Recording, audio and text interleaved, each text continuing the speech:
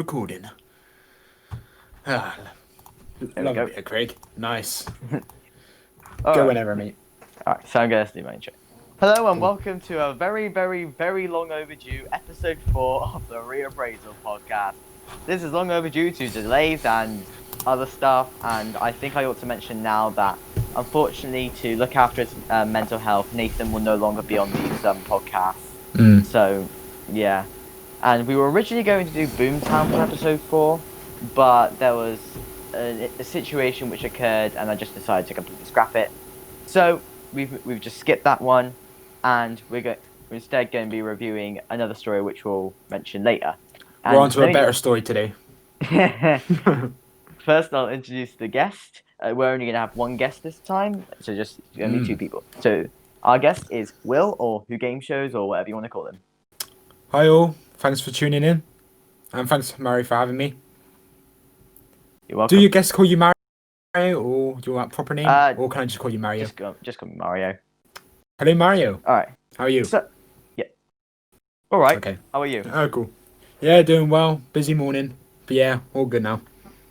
Yeah. Right, because it's been a long time, we have a lot of news. Now, I'm probably going to start off with the biggest bit of news. The Revolution of the Daleks trailer is finally here. Yeah. So, what are your thoughts on it? As for the trailer, it didn't hype me as much as other people, because I believe you watched our live stream where me and Michael Wilson reviewed it and just watched it for the first time on our podcast. Yeah, the only reason I'm asking you is just in case someone... Yeah. But if you actually seen that, you'll realise that I was unimpressed with the laser effects of the Daleks.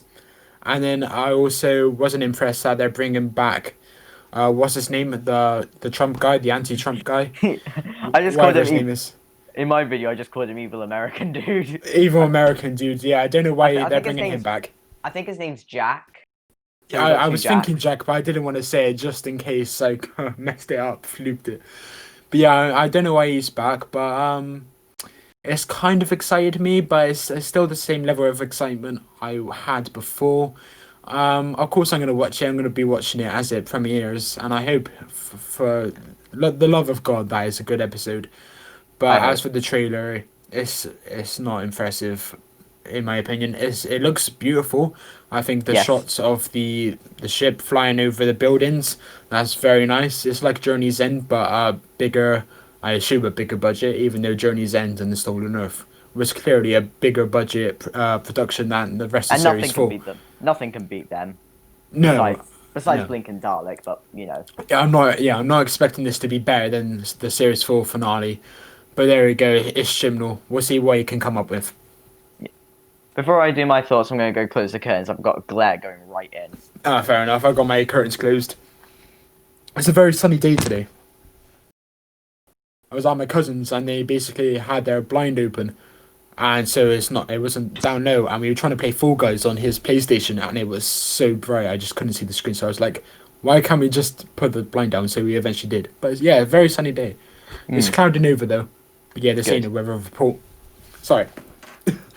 So my thoughts is I'm hyped as hell. Honestly, I'm very different. Oh wow, nice. I'm hyped as hell. Like, I was like freaking out throughout it and stuff. But my biggest reaction was when it was revealed to be New Year's Day, as I literally just screamed no, because I really wanted it to be Christmas, but alas, it got beaten out by Michael McIntyre again.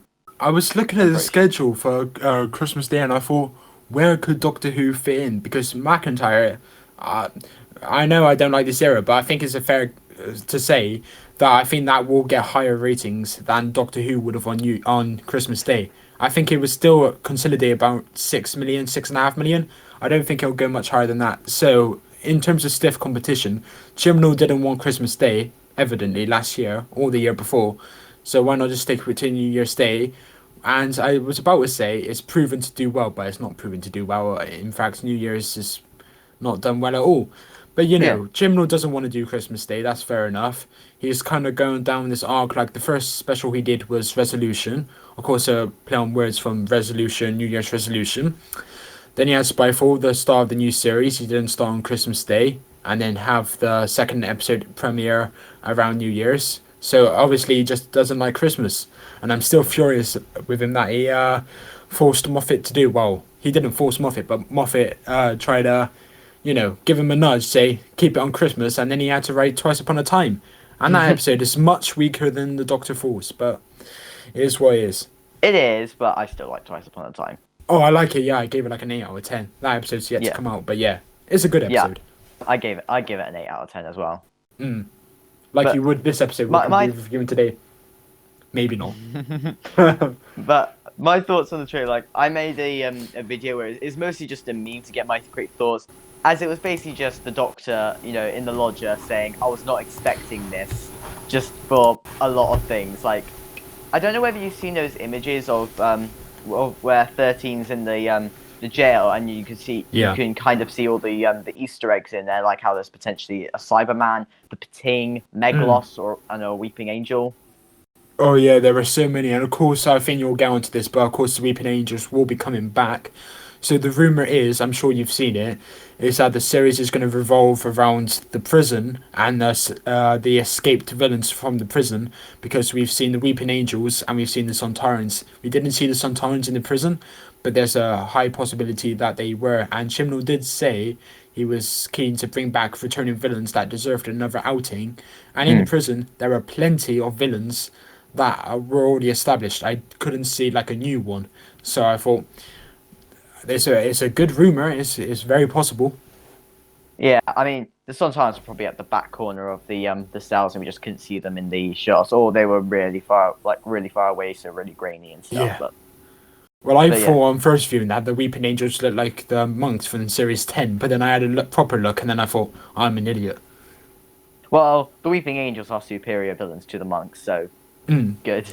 Yeah. But I might as well move on to the villain rumors. I'll say now, I'm not 100% certain that the Weeping Angels will return, mostly because of the Lonely Assassins game, because it could just be filming for that. If it's not though, and they are returning, then I'm sad that it's been spoiled. Same with the Sontarans. I was thinking about this on Twitter. I was going to put out a tweet, but then I thought, nah, I don't want to, have a conversation with people that don't like me. So I thought, I'm just going to keep my opinion to myself.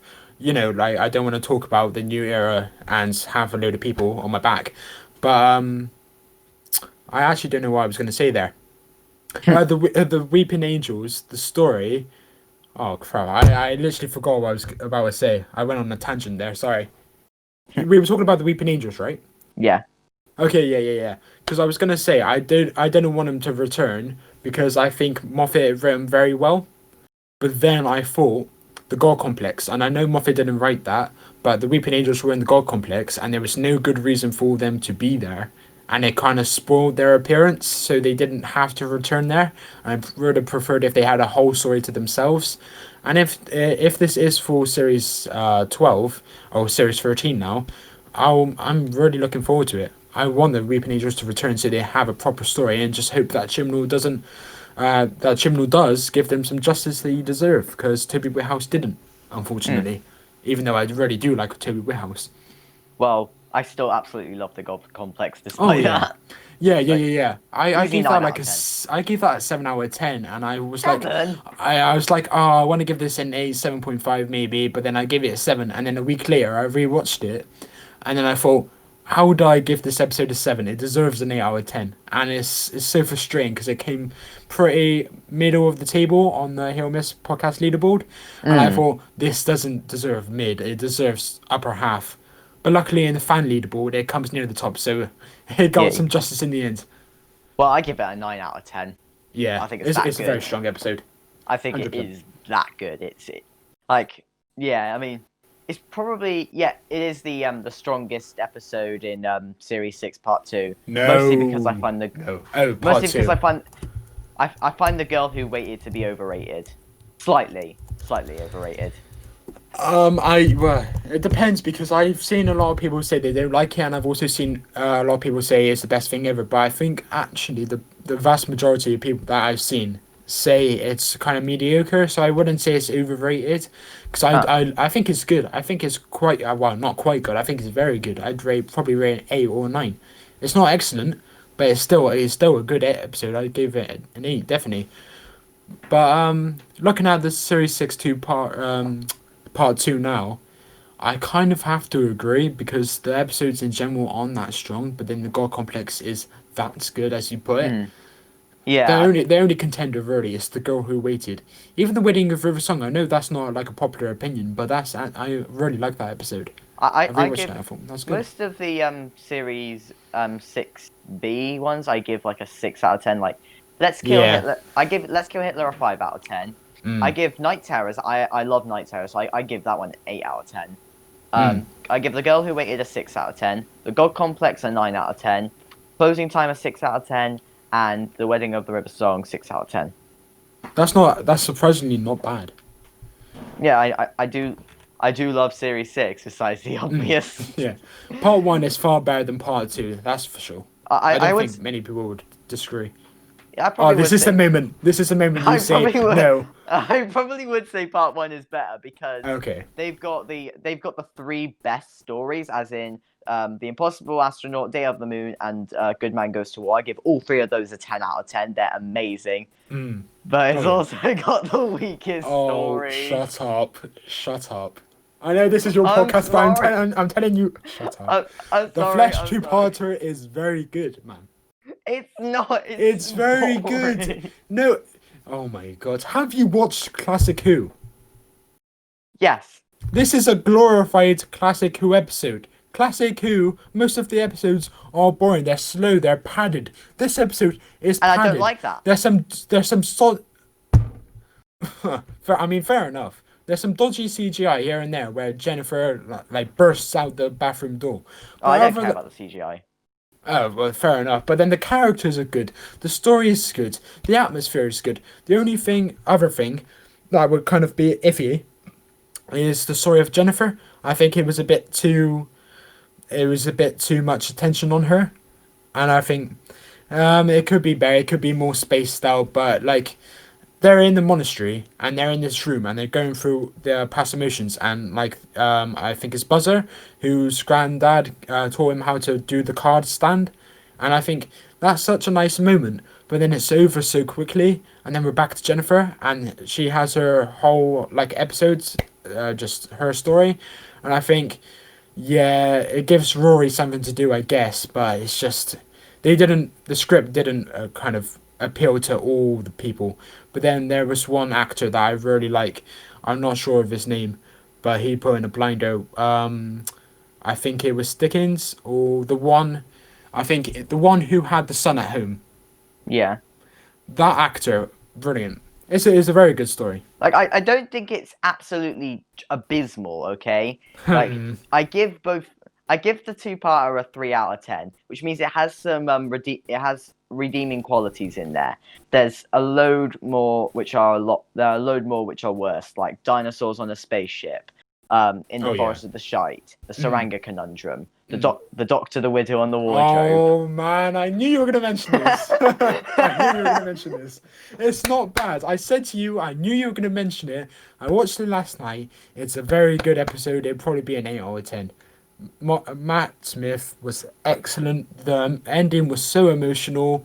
The child actors were hit and miss, but then I kind of just researched the two of them for the sake of my reply to you, and I didn't really realize the female who played the girl in that episode was in her 20s when this was recorded. When this was like filmed, that episode, she was like 2021, and I thought, holy crap, you look about 14. It's true. 20. She was 20. Yeah, she's like 29 now or 30. And I thought, that explains why she was infinitely times better than the kid with the glasses. oh yeah, Because she was older and could act more. I yeah. hate that kid in the glasses. He annoys me to no end and stuff. Like, I don't think every child actor in Doctor Who is dreadful. Okay, I think young Amelia's Most of them are quite good. I quite like George from Night Terrors. I think he's all right. And even then, even if he's not the best, he's used quite sparingly in the story. But can we agree that the worst child actress is Ruby from In the Forest of the Shite? I was actually gonna. She was one of the. I would say the girl from Fear Her. I rewatched that I don't episode a think. couple of weeks ago, and she could not act to save her life. And I'm not saying that She, as though I'm like a professional actor myself. I'm not, but I'm just saying that was such a dreadful performance from her. she, And no she. offense to the girl, but yeah, it I mean, wasn't good. she wasn't very good, but I feel like she wasn't very good at acting. But I feel like I, c- I can forgive her because I feel like the script was all right with Mm, it. I would say it was the reason I hate Ruby and Angie from Nightmare and Silver more is mm, because the script was also just as terrible. Like, oh my god, that if even if they were good actors, I would have hated them because yeah. it's like everyone always Nightmare in Silver, such a poor episode. it's like everyone always rags on about Angie and Artie being the worst. It's like Angie, I'll give you. Artie, he was actually all right. I He think he was was all quite right. good, yeah. He was definitely Yeah, not bad. he was all right. Angie is abysmal, but Artie was all right. But at least with Nightmare of Silver, they were like they weren't talking throughout most of it because they had the weird ear things in. Yeah. Mm. But as for really good child actors in Doctor Who, maybe that girl from the Doctor the Widow in the Wardrobe, I think she was pretty good. But she wasn't Uh, a child though, that's true. Like I so keep like, she saying, doesn't count. she looks about 14, 15, but she turned out to be 20. I was like, holy crap. But then this kid was probably about 12. I have no idea what his age was. But then I thought, they look pretty much the same age. She looks about a year older than him. But then there turned out to be like a 9-year age gap, and I thought, holy crap. But Maybe that's yeah, why they cast her, just because she looked younger. I don't know. hmm. And they wanted a better actor or something. Yeah. But I yeah, the mean, reason. I'm not saying she was amazing, but she wasn't bad. She was decent, quite good. But yeah, the reason I hate the Doctor, the Widow, and the Wardrobe is, you know, I'm not the biggest fan of A Christmas Carol. Like, I still like it. I'm not the biggest fan of it, mostly Mm. because the biggest problem for me is that it's too Christmassy. I know that sounds stupid, but I much prefer Christmas specials to have it so, Christmas isn't at the forefront, but it's just like, something which happens, and stuff like it's happening towards Christmas and has the spirit of it, but it's not all about Christmas Have you properly. seen The Runaway Bride? Yeah, That's literally a wedding that in the middle of Christmas, and the Christmas is a huge factor in it. yeah, but not as much as like A Christmas Carol. True, but it's set on a Christmas story, so it's got to be Christmassy Yeah, but more than normal. yeah, but I know, but it just doesn't feel as Christmassy. It's not like you know, Doctor the Winter Wardrobe. They're on a snowy planet with like a bunch of stars and stuff. Runaway Bride. They're fighting off a giant spider in the Thames. Which one seems a bit Fair more enough. Christmassy? I'd say. The Like, the the previous, the former, yeah. I get that, but I mean, I kind my of favorite yeah. Go for it. Christmas special is Voyage of the Damned because Mm. like I just love it to bits. Mainly because I it feels like the Poseidon Adventure, and I absolutely love the Poseidon Adventure. It's Mm. basically that, but Doctor Whoified with Kylie Minogue and the most love and two lovable old men featuring in it, as Oh in yeah. Wilfer and Mr. Rest in Copper. peace. Yeah. Mr. Copper, rest in peace.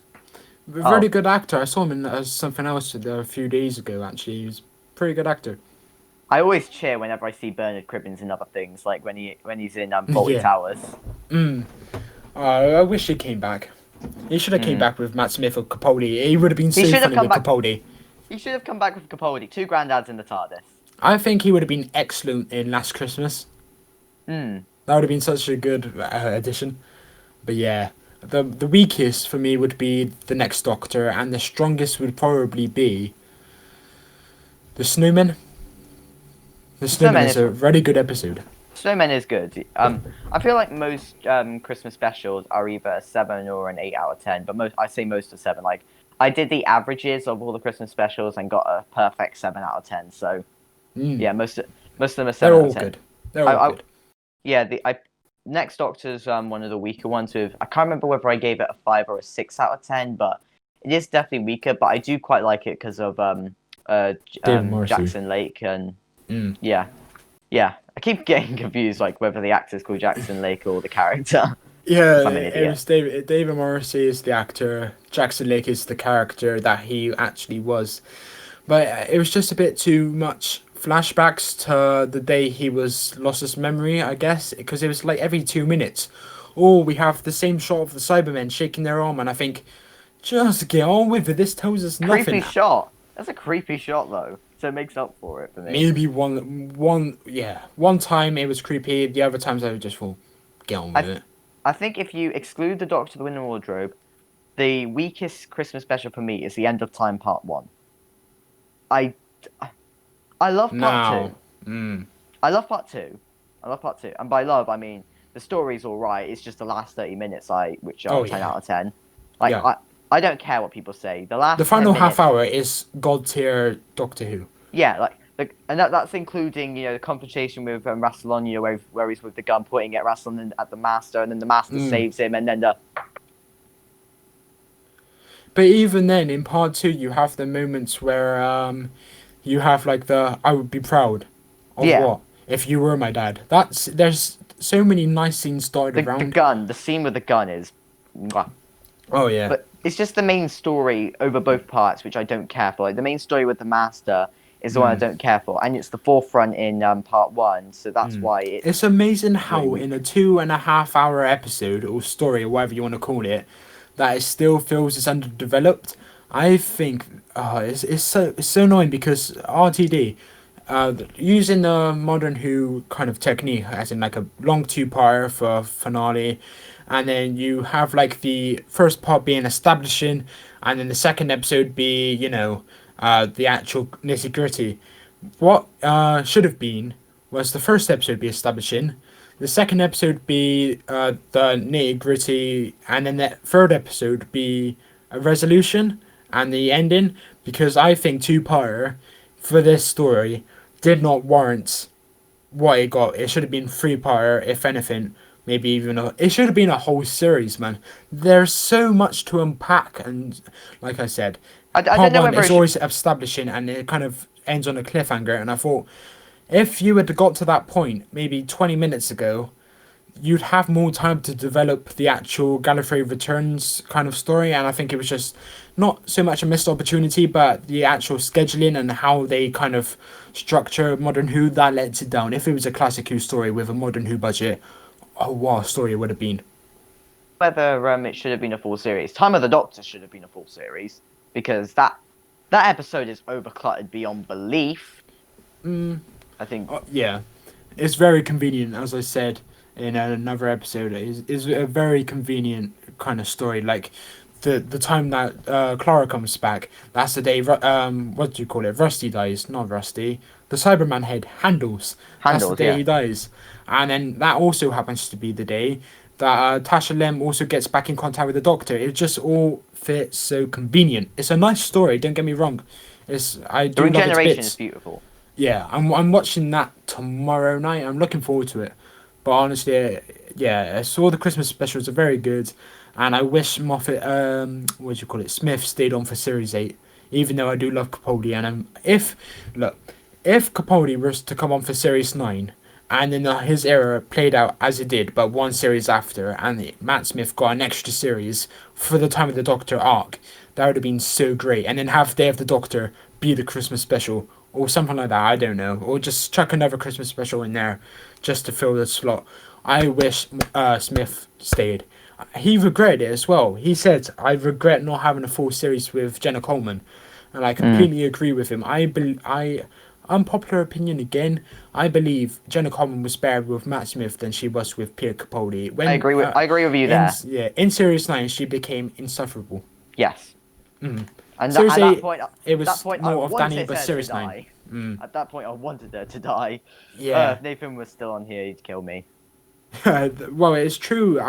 Before, I would say Jenna Coleman's era was perfect. She was amazing. But then looking back at it, went on my most recent rewatch a couple of weeks ago. She just kind of, she doesn't overshadow Pierre Capaldi because Pierre Capaldi is that good of an actor, but she kind of takes over the scripts. They write her more into the script, and it's an attempt to belittle Pierre Capaldi's Doctor, which I don't like the contrast as much, but Capaldi has that gravitas to just make it his own, which I respect. But having her in Series 9, she's in control of the Doctor, it was a bit over the top because the Doctor is the Doctor. The companion should, not be Always the be Doctor figure. should always be one level lower. Yeah, and that's not in like a sexist or a mean way. I'm just saying the Doctor is a time traveler who's lived for 1,000 years. He shouldn't be bullied by Jenna Coleman's, Well, Jenna Louise, well, whatever her name by is, Capaldi, he was 2,000. Clara. Which is kind of ridiculous, but yeah, I guess that's the time of the Doctor and, just and, kicking into play. and when Clara literally became the Doctor was like 4.5 billion. I know that doesn't Yeah. count, but if Yeah. you squint a little bit, it is 4.5 billion. And I haven't heard your episode about Hellbent, but I echo your criticisms. I know, I can just tell what you've said, and I completely agree. I have no idea what you said, but you did rate it low, as I heard. So I thought he must have recovered the criticisms I have. Hellbent is such a poor episode. Don't get me wrong, I like the brain, huddling, as in like getting rid of the memories, kind of. But then it just it's like a cheap rip off of Donna's exit, and But it's on the just a bright bit meh. side, Nathan brought this up. I think this is a good point. If the Doctor hadn't lost his memory, then we would have had another series 3, as in spent the whole series moping about Clara. True, So that's true. Good. We kind of got that at the end of Twice Upon a Time, but that was only about 2 minutes, so it's fair. Regenerates. Who cares now? It's Yeah. It's all about the fan. But then, like I said in the episode we recorded about that episode, the CGI, the green screening to get her into that episode was so pitiful. I don't want to be negative. I'm being like Mike now. He's always miserable in these episodes. But I've got to point out the criticisms, and the CGI to bring her back wasn't great. Yeah, I'm echoing myself. So if you've listened to the podcast, I apologize. But Yeah, but going back to not Twice Upon a Time, Time of the Doctor is like, no matter its flaws, it's always special to me for being the first Christmas special I watched live. Right. And actually, the episode we're reviewing, even no matter my opinion, it'll always be nostalgic for me as I watch this episode live, and it was probably the first episode I ever did do that for. Do you commonly watch episodes live now? Yes, like ever since cool. Series A, I watched the episodes live. Unless I'm unable to make it that week, then we just catch up on it. Fair enough. We didn't watch for some reason I do know the reason. We didn't watch Woman Who Fell to Earth live because my dad insisted on rewatching Twice Upon a Time beforehand, and that put us a little bit behind, but only by a little bit. I didn't have Twitter back then, so no spoilers. Even though there's really nothing to spoil in it, What episode would you say is better, Twice Upon a Time or Woman Who Fell to Earth? I give them both an 8 out of 10. Wow. I'm gonna say Twice Upon a Time because it has the more emotional beats and stuff. Yeah, okay, that's fair enough. Yeah, but I have a bit of a different opinion, but Yeah. We were talking about news, weren't we? Yeah, we went on. I noticed about 2 minutes ago. We went on a long tangent there. Yeah. It's like we were talking about news, and we talked about criticizing Jenna Coleman. Then we talked about Then we talked about the God Complex before talking into Gang of Tipa. Just to clarify, Jenna Coleman is still my favourite companion. Clara is amazing, Jenna Coleman is amazing, but it's just how they writ her in Series 8 and Series 9 that I kind of feel a bit iffy on. But she was still amazing, but I still think her chemistry, I may be a bit biased because I love Matt Smith's Doctor, but I think she had an electric chemistry with him rather than with Capaldi. But that's my opinion. Yeah. So going back to news. Yes. This is one of the bits of news which I'm most excited for. Well, actually, there's 2 bits I'm really excited for, but I'm gonna go for the one which I'm more excited for. Okay. Season 8 collection box set, baby. Here we go. Yeah. Here comes the meme. You're gonna bring up Beat the Chasers again, aren't you?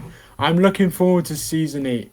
Oh man, I really want to buy it, but I have no money. Yeah, you spent it all on the chase. Yeah, it was like, I don't even know how much I spent of it, like 120 quid. But it's fun. It's fun.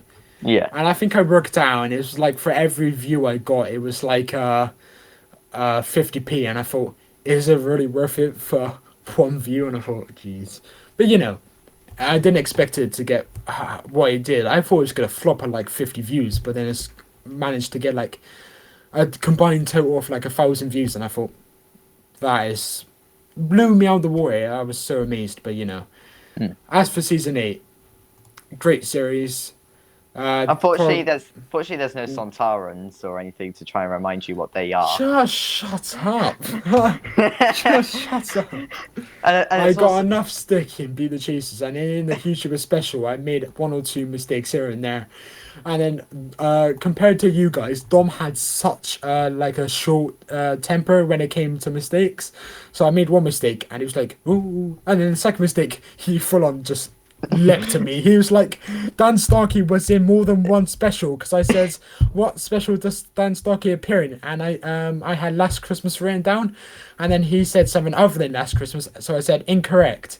And then that was the question. If he got that correct, he would have knocked him out, and I said it's wrong, and then it turned out to be true, and I thought, crap. And then he had a full-on rant at me, and then I had to cut out because it was so brutal. But yeah, I've got enough stick for my hosting skills. Leave me alone, please. Okay. Alright. That was fun. But I am really excited for season 8. I actually haven't gotten a collection box set before because I found out about them too late and they're all stupidly expensive. But this one's reasonable for me. It's only 45. It's reasonable for me. I saw that it says apparently it's 10 hours of additional stuff, so it's yes, it seems worth it.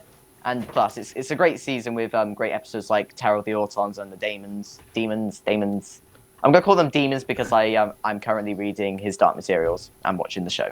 So. Right, I say demons, but then again I call Kinder kinda. And then Mike says, no, it's Kinder, and I say, no, it's a chocolate. It's an ongoing gag. It's kinda. It's not Kinder, it's Kinda. Exactly, that's why I say kinda. No, it's Kinda. Kinda. Kinda. Here we go again. But then again, I don't think there's one dud episode in the series. Like Colony in Space, that's a really good episode itself. I remember maybe it's shoddy kind of sets, but it's classic. You can allow it. I'm quite enjoying it when I first watched it, so you know. I always have a soft spot for Claws of Axos. I don't know. It feels. I don't know what the word. I'm gonna say warm. It feels warm. It feels like the definition of the Pertwee era. Yeah. I don't know. It's a weird explanation, but I feel like it's a definition of a Pertwee era. Earthbound, Joe Grant, Roger Delgado's Master, Unit involved a lot. Just yeah.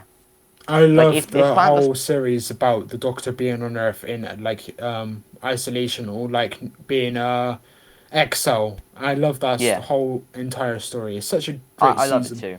Yeah, I love Pertwee. He's my second favorite classic Doctor behind Troughton. He'd be my top 3, 100%. It'd probably go 2, 4, 3. Doctor Who Classic Who peaked very early. Yes, it did. Just like Modern Who. Yes. Yeah, I can back that. But then, I completely dislike Davison. I don't like Colin Baker. I haven't delved into his big finishes. So if you do like his big finish and you do like his Doctor because of big finish, okay. I'm just talking about the audience if they're listening. Just I'm not saying his big finish is bad. I'm just going by his TV stuff. He wasn't a great Doctor. I love him. I love him. I haven't listened to his big finish stuff, but I love him. You like Colin Baker? Yes, I absolutely love him. I love his era as well. I don't. I'm so sorry. That's my biggest unpopular opinion. I say I love the Colin Baker era. For a while, it was I love every episode besides the Twin Dilemma, which I hate. Watched it for this podcast, for episode 1, mind you, and it's mediocre, but I can still enjoy it, ironically and unironically. Yeah, but then we get on to one of the better Classic Who Doctors, Sylvester McCoy, who I love, and I wish he had more. Yes. He was meant to have another season or 2. I wish he had him. I wish he had another season where he was his season 26 self, because his season 24 self annoys me. He's too, I don't know, it doesn't work. He worked well in parts of season 25, but season 26 was by far his best, and season 26 is one of the best classic seasons. Definitely if I can save up enough, because 26 is actually one of the cheaper, quote unquote cheaper collection box sets which have already been released. So if I save up enough money, I could potentially get that. So you know. Yeah, it would probably be between season maybe 4, season 8, season 14, and series 26. Those would be my top series from Classic Who. Yeah, my top ones are season 10, season 14, and season 26. And it'll probably also be a Troughton season when I finish my rewatch. Probably something like season 5, because the only reason I probably haven't said before is because I'm not the biggest fan of. I wasn't the biggest fan of recons, but I found some good ones now. I love I love the Highlanders. Okay. Oh yeah, it's a very good story. I'm not gonna judge you. Yay! Yeah, Someone agrees with me that the Highlanders is great. I said that in a podcast episode, and they kind of disagreed with me. I said strong disagree, and I was like, "Why? It's a good story." The Doctor and drag is something I didn't know I needed. Yeah, it's funny. I really need to finish my review of it, because it's a great story and stuff. Like, yeah. I say my biggest I had two criticisms with it, and that was, it's a pure historical, so it obviously wasn't as exciting as other episodes would be, and also the fact that Jamie barely did anything. But I kind of let that one slide because it was a last minute decision to make him a companion. Like, they apparently had to reshoot the final scene, so we almost didn't get Jamie as a companion. And I really like Jamie, so I'm thankful. Yeah. But yeah, the Highlands is great. Like, oh yeah, like I love Troughton, but I swear in that story I love Perkins more. You know Perkins. yeah, I know Perkins. One of the redcoats. He always brought a smile to my face. Yeah, he always brought a smile to my face. I absolutely love that guy. Great character, yeah. Not completely, yeah. Oh, I need to suggest the Highlanders for this podcast, because you do. I think it deserves a higher rating. I think people crap on it too much because the recon, admittedly, isn't the best. But I watched one which was a recon plus narration, and that helped massively, Yeah. because everyone's watching it without the narration, and it's not too good without narration. But if you have that extra help, it's great. Like, I probably would have just sat there not thinking anything when Ben tore up that piece of paper on the Annabelle. Was that what the ship was called? Yeah, I think so. Yeah, I wouldn't have said anything, but because of the narration saying, like, he jumped up and ripped up the piece of paper, I was like, yes, go on, Ben, you can do it. Yes. Yeah, I don't actually know if I've had it with the narration. I'll have to kind of rewatch it because I didn't know there was narration with it. Well, it was on. I found it on Daily Motion. Right. I'm planning on linking because I know a lot of people don't watch with narration. When I upload my I've seen the one with narration. I just forgot. It's been a while. But when I upload my Highlanders review, I'm probably going to leave links to the parts with narration in the description so people can check it out, because it deserves love, and I really need to suggest it. And I think it, like, if it got animated, I think it would definitely get a reappraisal, like Enemy of the World and stuff. What's that deal with Philip Morris finding a load of stories? I saw that before we came onto the live, and I thought, this random guy's just found some missing episodes. I was like, what? Have you heard that? I think it's a joke. I think it's a joke saying that he's hoarding Web of Fear 3 and The Wheel in Space. Right, okay, because I was like, oh, that's a big deal. But then I thought, is it true? I think they're just joking. Then, yeah. I think they're just joking because they're saying, because he found Enemy of the World, and all 6 episodes of the Web of Fear before Part 3 was stolen, and they're joking that he stole it for himself. Okay. Just like the joke where Wendy Padbury, who plays Zoe, says that Fraser Hines has the space pirates in his garage. Sort of, don't ever recover that piece of crap. No, I want them to recover all the episodes. I just want to see every story in full. Never gonna happen. Oh, of course. I know. I've said it before. Like, I reckon about half the stories that are missing, about 45 out of the 90, are gone forever. I'm still holding out hope that I'll find about 20, 15 more in my lifetime, but it's not looking good. I reckon realistically they'll get about 5, 7, something like that. I think they'll find. I think there's 9 which have a possibility of being found, like individual episodes, not stories. And that's If they wait for long and they just found it in like a department that hasn't been open for ages and it's like decrepit, like they found the other stories that while back, like they'll be damaged if they've left there for like decades, because they were left there for decades and they were beaten up, but they still works. But if you leave it for like another 20 years, then they will be wrecked. But my theory on the 9 which could potentially be found are copies of 10th Planet 4 and Daleks Master Plan 4, because they were both they were both given to Blue Peter, but Blue Peter never returned them. So yeah. And the other possibility is all 7 episodes of Marco Polo, because it was shipped out to 9 different countries. That's a high possibility that that's a very high chance that it's somewhere there. It has been 50 years though. It has been 50 years. Still makes me incredibly mad that the BBC were offered all 7 episodes of Marco Polo back in the 90s, but they said no, so they got destroyed. We could have had Marco Polo. No way. Did that actually happen? Yes, that actually happened in the 90s. Who destroyed them?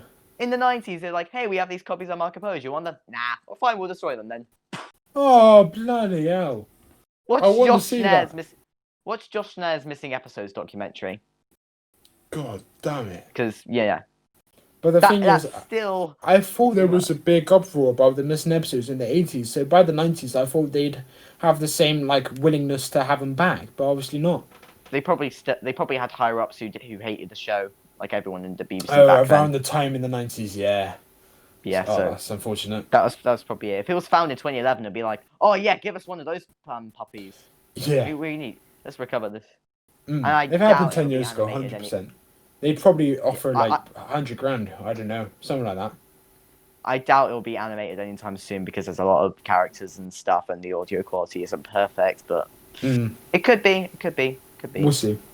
That's a shame. I never heard that. We'll see. I mean, that's why I wanted to make the joke, because I'd watched Josh Schneer's documentary a couple times and stuff, and it was like, what would happen if all missing episodes were found? So in my Halloween special, I had it where the haunted house was haunted by a film collector who had every missing episode, and they just found it. And it's like, we have every missing episode besides the Feast of Stephen. No, because I know that's a meme. We've only got the stills for that one. It's just unfortunate. Well, someone's made that. Well, on YouTube, I found a fan made animation for it, which same. I've seen that.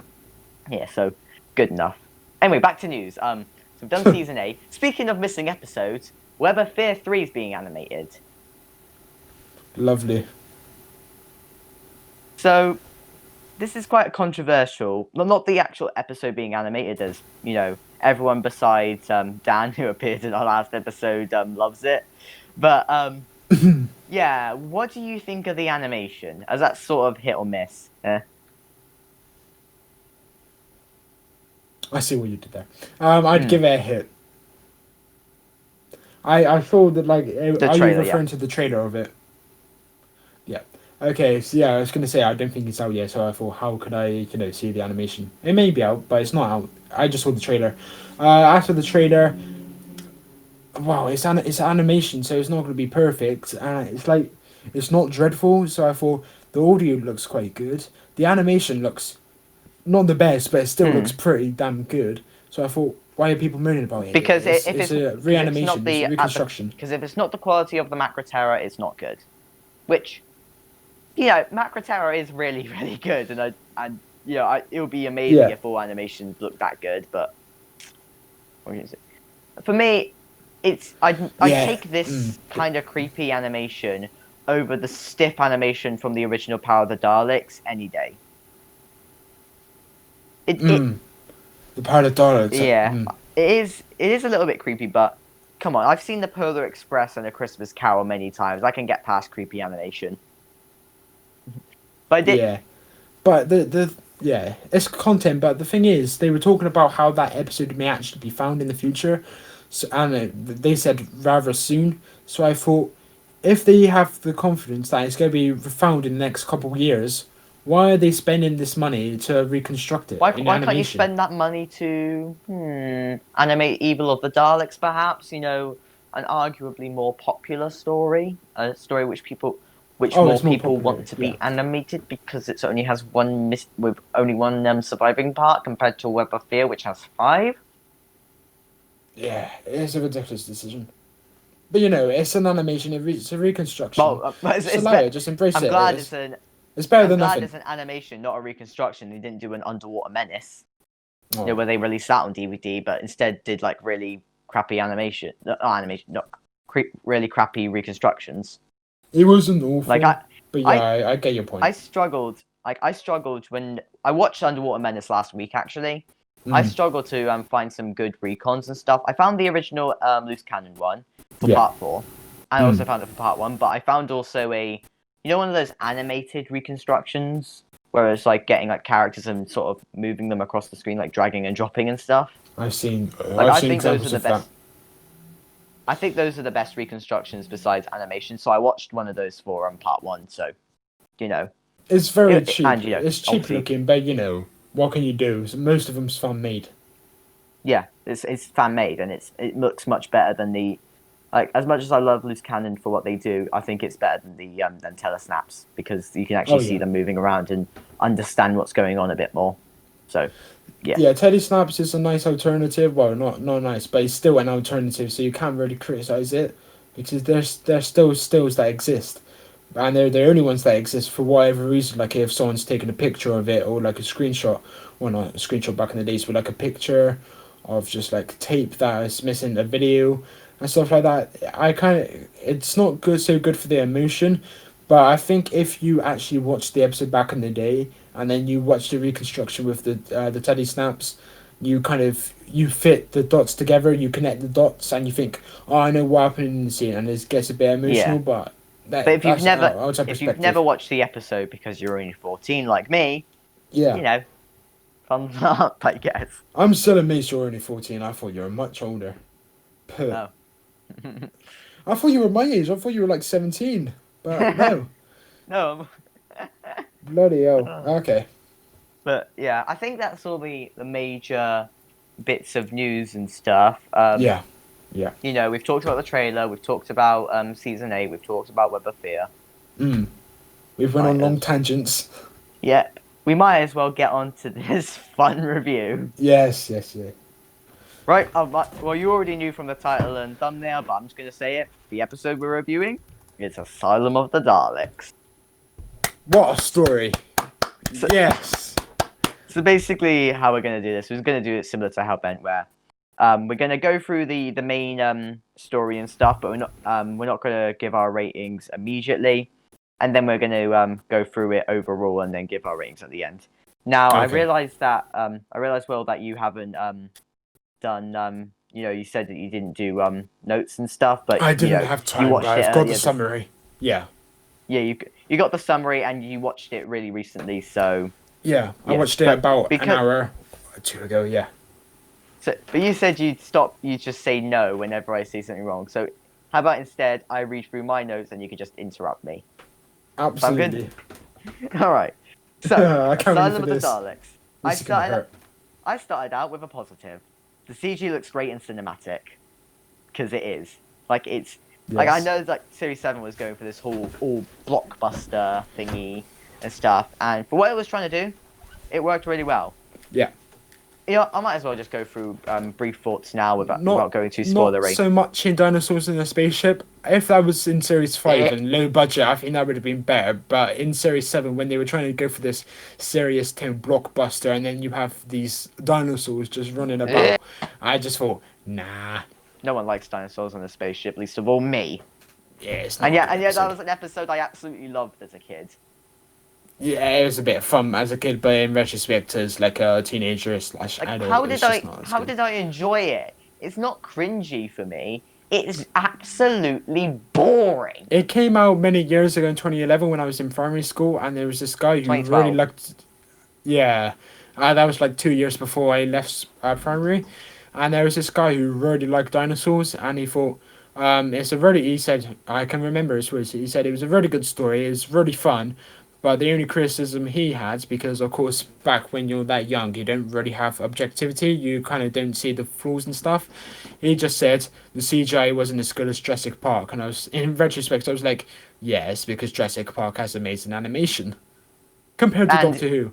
it's got a movie budget. Doctor Who Yeah, has a BBC budget, which is really harsh. yeah. But before we go on a tangent about dinosaurs on the spaceship, do you want to go through your notes? Yeah, Okay. I'll go through my brief thoughts. You're Yeah, gonna be that's fine. happy to hear this, but also not happy. Oh, great. I definitely enjoyed it more this time round, and it's not, and I Yes. wouldn't say it's bad. I took your thoughts to not go into it hating it, I peer but at the pressured him, same guys. time, it's gone up, but not by that much. It's gone I'll up by a take that. bit, but I'll not take by that. that much. As long as you don't give it a scathing review and say like 2 out of 10, I'll be No, happy. no, it's Okay, not cool. a 2 out of 10. I can spoil that now. It's not a 2 or 1 out of 10. It's Oh, higher. sweet. I'll tell you my ratings at the very end. That's a 3 No, out of 10. This is my first negative. Oh, This is good. kind of Okay. like a problem I have with, this is a problem I have with this story overall. How the Doctor has I love Victory. I love Victory of the Daleks because wow. of the Doctor's attitude towards the Daleks. Like, he's freaking fuming to see them there, bashing it with a spanner and stuff. It's great. Like, same with Yeah. the RTD era. His reaction to the Daleks is amazing. You can see the genuine hatred. But this story came out before Gallifrey was saved in Day of the Doctor. And yet, when the woman with the red hair, who isn't Amy, I can't remember her name, when she says No, neither do she's in I. a Dalek prison camp, the Doctor's has literally no reaction. He's just like... I think he's more shocked about the fact that she could send him a message, and he was more skeptical about it being a trap, so he didn't really kind of react to the Dalek camp because he knew he was already like miserable. He already when he talked about Scurry, he said, "Look at the state of it." I was like, "Yeah, But he's already furious, so he if, it, doesn't if this have was to." if this was 2 seasons ago, as soon as he heard Dalek prison camp, I feel like he would have just gotten the TARDIS and just flown there, blown it up, bye. Yeah. But even if you can argue that point, I'm going to skip ahead a little bit. I'll go back, but Okay. I'll skip ahead a little bit. The scene where Oswin's playing the and Eleven's just like, it's me playing the triangle. I'm like, oh, for 2 seasons ago, you wouldn't be cracking jokes in front of 1,000,000 Daleks, and yet you're doing it now, and it's not even a very good joke. It is. It's funny, kind of. Yeah, but it would be funny in front of any other villain, but the Daleks, after seeing how how 11 reacts to them in Victory, it's just why? I agree. Why? Well, Like, then again, I if it think was- in Victory also go for it. I was saying, if like any other villain, I'd be fine with him just playing the triangle and stuff. Even though, as much as 11 is quite silly and stuff, he is also quite serious and stuff. But especially in Series 5 and most of Series 6, but he got a little bit too silly in Series 7 for me. Like, he should have still had that serious side, because it's like in Day of the Doctor, when the War Doctor's like, do you ever stop flapping your hands around? It's like, yes, he could stop flapping his hands around. In Series 5, he barely did it then. That was Yeah. 11 back in the day, but then you made him flanderize into this silly, goofy man-child. The thing Okay, is, maybe in not series, flanderize, but yeah. The thing is, in Series 5 especially, the kind of thing that was substituted for the hand movement later on was how he kind of like had a serious face and he smiled just before the title sequence. That was literally happening in almost every episode where he kind of had a serious face and he smiles and then it goes into the title sequence. And that was his kind of like gag, and then it turned out to be his hands and he was like really fast, hand movements. And it kind of introduced in Series 6, but then it went whole overboard in Series 7. Yeah. Series 7B especially. Yeah. Like, I think the problem started in the Doctor, the Widow, and the Wardrobe. Honestly. That was a bit just more, running around all over the place as opposed to chucking your hands everywhere. But yeah, I get what you mean. I do like some parts where Eleven's being silly and funny. Like, I love the Lodger because he's trying his hardest to be normal.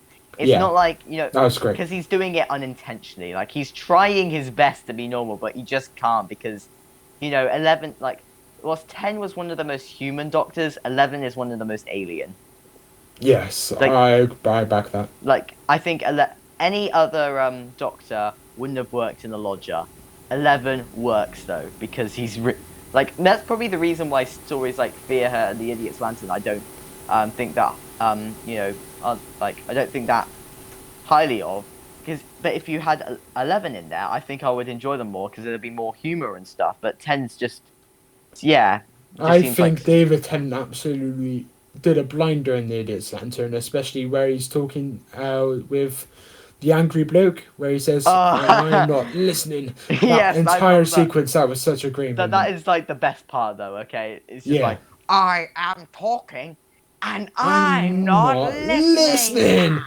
It's Yeah, such a like great moment. imagine if you was part of like the Pandorica speech. It's like, could you all just stay still a minute because I am talking and I'm not listening. I And that was think a Tennant would have been great in the Series 5 that, two-parter, but then that was again, Matt actually, Smith was excellent. but yeah, that joke was actually a reference to one of my memes because I actually did that. Oh, wow, okay. That's a nice throwback to your frequent listeners. Oh, nice. Yeah, Oh, yeah, yeah. It but was a great yeah. moment. Anyway, back to Back to Asylum. this episode, yeah. Yeah, I just put that Victory is so much better than Asylum. I liked how 11 was really clever to Ooh. work out that it was the whole thing was, it's a trap! It's a trap! Yeah. I put how, this isn't a negative, by the way. I simply put, ew, the Dalek puppet is really gross and creepy. Yeah. I thought that was actually going to be a criticism like earlier because I thought, oh, he's not going to like this. Like a Dalek being integrated with a human, I thought he's not going to like this. But then it's kind of paid upon again. I'm jumping forward, but I'll come back. The fact that Clara was adapted into a Dalek, I was like, I don't think many people would have enjoyed this. Mm. Like the human becoming a Dalek. It's like a crossover, a Sh- hybrid maybe. But should yeah, I spoil the future thing later?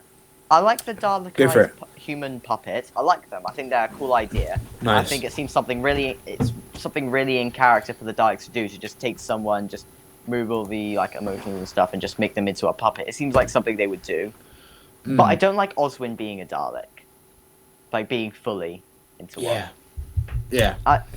I'll get to that later. Okay, fair enough. Now I'm gonna get to the bit which really kills the episode for me. I Oh think you boy. know the one. The I pointless don't. I divorce honestly don't. subplot. Oh, the pointless divorce subplot. Yeah. Yeah. I hate that. I really hate it. It takes up. Well, it doesn't take up that much It that doesn't much of the take up episode any of because it. No. like Amy and Rory are separated throughout most of it, like literally and metaphorically, like they're separated in the asylum. Mm. But when it is present, like there's a scene later on where it's present, it's pointless and I don't care. It's The like one time it actually kind of provided a good moment. Well, it provided many good moments, which I will get onto. But the scene in particular was when Rory says, "What's he doing?" And then Amy talks about the thinking process of the Doctor, like he's counted the X's, he's counted the yeah, Daleks, and now he's looking at us, yeah, and he's straight into the bow tie. and he straightens his bow tie, and then Matt Smith, his physical acting is superb. Karen Gillan, I love I that mentioned it line. in my summary. Karen Gillan put in blinders in series 7 compared to I don't mind her in series 5, I don't mind her in series 6, but series 7 was the series where she shone. And I think that was kind of her wanting to end on a high, and she Hmm. certainly did. She was fantastic. I think the reason I think the divorce subplot is pointless and it's completely pointless is because it was only happened in one episode and it was completely forgotten about. If it was like a multi-episode arc and it ended, like they were split up throughout most of it, but the Doctor kept dragging them along and stuff, and then it ended where when Rory was sent back with the Angel and Amy finally Yeah. decided, I want to be with him. Okay, I know it will kill me and stuff, and I know we were separated, but I want to be with him, and they get back together in Night Boys. That would have been absolutely heart-wrenching. That would have been such a good idea and stuff. Mm. And I think the reason for their divorce is perfectly reasonable. How Amy doesn't want to leave wants to leave Rory because Rory wants to have a kid, but Amy can't because they did something to her at Demon's Run. But then again, it's a similar subplot to Amy's Choice. Like Mm. Amy wants to leave Ledworth because of the kid, and then Rory doesn't want to leave, and then she has to choose him over the Doctor. It's like a rehash of that, but it's more Yeah. serious this time. And I know it ends like a suicide to resolute, like bring up the resolution to Amy's Choice. But I still think a divorce, it was more serious of a story, even though I think Amy's Choice is a much better episode. Yeah, Well, not I much agree better, with but that. it's better. It's not Amy's much Choice better. is a It's much better episode, I would say. Okay, Yeah. shut up, Mike. Does he not like? Oh, of course he doesn't need. Oh, I We- said to him, if we ever reviewed that episode on a future episode, I will rip into you if you give it anything below a 7. I will be fuming. Oh, I only give it a 7, actually. Oh wow, okay. But Like I used to love it, but in retrospect, it wasn't like the strongest episode in series 5. But it's one of the it's not the strongest, but it's one of the stronger. yeah, So it would definitely be 8 out of 10 for me. 8.5. So I knew similar to you. I knew that Mike didn't like it because it was in the hit or miss section for the episode I was on. Oh right. Yeah, I don't know what. I was on your episode. I think I did the hit or miss section for that episode. Yeah, I think you did, and you chose Yeah. Amy Shaw. Yeah, you also chose the silence, and I made the joke like, "What's the silence?" Yeah, and then I just didn't clock it for ages. Oh, crap. But then he doesn't like Amy's Choice. He doesn't like the series 5 two-parter finale. Oh. He doesn't like A Christmas Carol. And Well, I know I you can don't agree with him on particularly that. like it as much. But those 3 stories I love so much, and to have him say, I don't like any of these, I just think, man, come on. I like you to Dude, bits, but why? I do like A Christmas Carol. I do like it. Just it's overrated. It's only a 6 out of 10. 6 out of 10 isn't bad though. Yeah. 6 out of 10 is the first one where I say this episode is good. But what it really means like this episode is good, but I wouldn't jump to rewatch it. That's fair enough, because I think I was going to mention it earlier, but then I just kind of forgot my trail of thought. A Christmas Carol, I rewatched it yesterday. No, not yesterday, the day before. And I actually think it went down in my estimation. And when we actually did the recording for the episode of the podcast, like last week, like in the podcast, it's not out yet, but I'll spoil the score for you. I gave it a 9.5.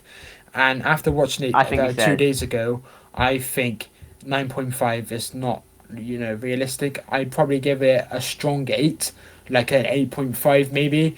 I wouldn't give it a 9.5 if I were to review it again. Maybe 8.5, maybe a 9, but I think I rated it so high because of his ridiculously low score, so I wanted to bring up the average. It's not 9.5, it's not outstanding. It's And I still a just- very good story. But, And I just know that Xander's gonna kill me for saying it's a 6 out of 10. Yeah. I think he actually said, Michael, like he started with like a 6, but then he kind of upped it to a 6.5 for a summary.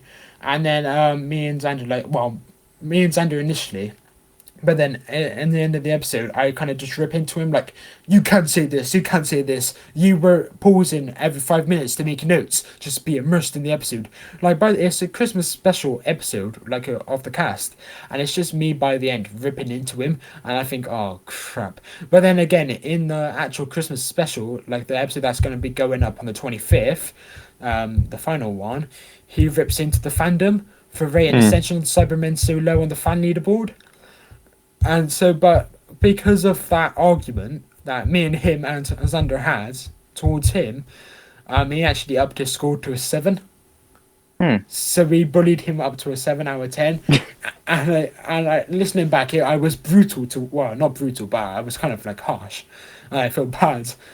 But 7 out of 10, I think, is pretty fair for the episode, because like the fan leaderboard, the average score for Christmas Carol did come to a, like a 7 out of 10, so it's pretty consistent with his score, so I can't blame him. Yeah. And I definitely rated it too high, but it is Anyway. what it is. Anyway, note.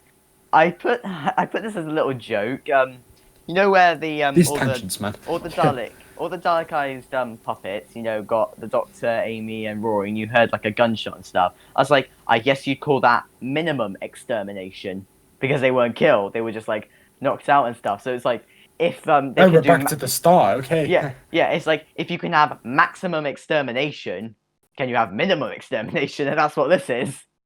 Yeah, So because that was one of like my criticisms. It was just a bit cheap. He was like, "This person has been acquired." Boom, and I thought, "Is this?" I mean, I get what they're trying to do. They're trying to round him up in the quickest way possible, but it's just the effects, like a flash to white. It just wasn't good. And then it was like the scene of the bus, and the bus was just glowing white. I thought, this was very I put that. I put that was a good thing that Roy was the only one on the bus. Imagine there's just a rando there who was like, "What the hell? And it's going on. What Oh the yeah. hell?" I just They want to know probably- what happened to the bus afterwards. Did the guy Yeah, just teleport back to the ship, or what It happened? just stayed there. It just stayed there. The Yeah. bus just stayed there. And it's like almost like, what The is that Dalek bus driver. It's Yeah. like, the bus is just there, and there's that guy with the weird eye thing sticking out his head. Yeah, no one talks about it. It's like that. It's like that blue box across the road. No one talks about it. Yeah. Like Amy was teleported from her house with the masses of like makeup people and also the camera people. Did they not notice she was gone? Yeah, it's like, what the hell does that mean? So, what the hell? Yeah. Is it really take that long to sort out a divorce? Did they get back together? Did they get remarried on the same day? What? Yeah, it was a mess. It was very confusing, but you know, it wasn't confusing, but just you know, the continuity wasn't there. Yeah. Oh dear. Yeah. By the way, the reason I the reason I went back to the start was because I didn't want to spoil too much of my opinions later on. Because Okay. I've got some more comments about the divorce later on. Oh, fair enough. Okay. I put that this was a really weird series opener because it doesn't have the feeling of an opener at all. Like the only difference which separates this and series 6 is the shitty titles. I'm gonna have to censor that, but yeah, I'll get to the title. Oh, do you censor swear words, do you? Well, besides Demonetization. besides episode 3, I didn't censor them for that Because there we was swore too to- many, I'm sure. Yes, there were Okay, too many. okay. I couldn't be asked. Yeah, fair enough. But I put this as a side note. Why was this episode alone on the cover of the Series 7 soundtrack? Like, do do you you know mean? what I'm talking about? I have no Like, idea. every series would have a soundtrack and stuff, you know? Yeah. Like, if you go on YouTube or something, you could just find the soundtrack and stuff. They've got, like, a different picture and things. For Series 7, it's literally a picture from Asylum of the Daleks. It's like, why is it only this episode? Like the RTD ones, besides the specials, they're like quite broad. You know, it's just like a general promotional picture and stuff. So it's not specific to an episode. I get But what the you mean specials, now. for some reason, the specials for some reason is exclusive to the End of Time, and this one is exclusive to Asylum of the Daleks. I was like, why? Like, if you're gonna do a specific episode, why not Name of the Doctor? That's a lot. That's I a think much it's bigger because the episode. picture is so epic. It's got all the well, not all of, but it's got a ton of Daleks in it. And It the does look actual cool. picture of Matt Smith, it's like a promotional picture, like CGI. It's not actually from the episode. It does. So look I good. think it's more about the spectacle rather than you know. I say I don't like the specials one because it's all the End of Time, but I still think. Actually, no, that one doesn't look very good. The lighting's all messed up, and for some reason, there's two masters. But yeah, this one does look quite cool. But it's like, why is this the own? Why is this... The pictures should have changed for the second part of the series. Yeah. Like the Cold War promotional picture of Jenna Coleman, Matt Smith, and the submarine picture. I think that would have been an excellent soundtrack cover for part 2, but unfortunately not. Yeah, it's like if they redid it, I'd have part 1 be the front side of the Series 7 Steelbook, and part 2 be the back side.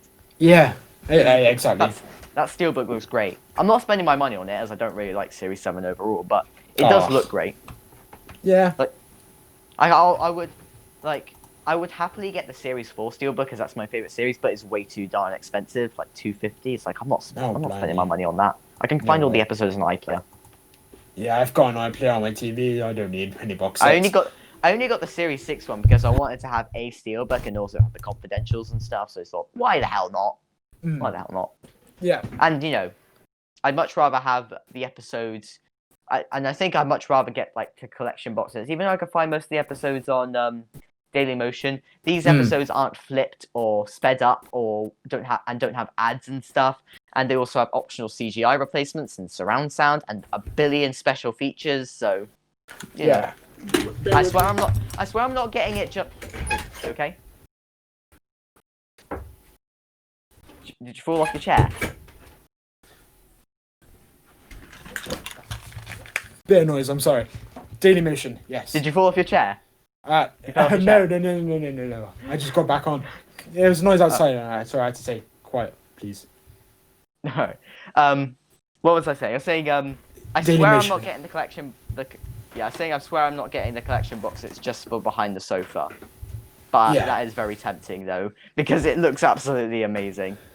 But I want to get the still books, but they're just expensive. They're beautiful covers, but maybe if I get a bit of money in the New Year's, then boom, I'm gonna snap up the Series 6 one in particular. That looks delicious. It does. It is very delicious. You do have it as well, though. I've seen it. It is. Yeah, I do have it. It's the only steelbook I have, but worth it? It's worth it. It is worth it. Yeah. Okay. It's got all the confidentials. It's got the minisodes like A Knight's Tale. I guess know the good night, bad night, first night, last night, and I haven't seen all of them, but I think I have seen 2 or 3 of them. One's got River, right? So most of them are River, and then I think there was one night one with Craig, like a prequel to Closing Time. Oh, I haven't seen that. No. And also I like all the little prequels before episodes, like the Impossible Astronaut prequel, the Curse of the Black Spot prequel, which is just cool shots of the ship with the siren playing in the background. It's like, oh, how interesting stuff. But yeah. Anyway, back to the episode. I put that again. I really don't like the Dalek Parliament idea. I think it's like, I don't think this suits the Daleks. Like, why would they have a political system? Just like the Dalek. I was just about to say, like, the quote, "The Prime Minister will see you now," and I thought, God, why does the Dalek have a Prime Minister? I don't know.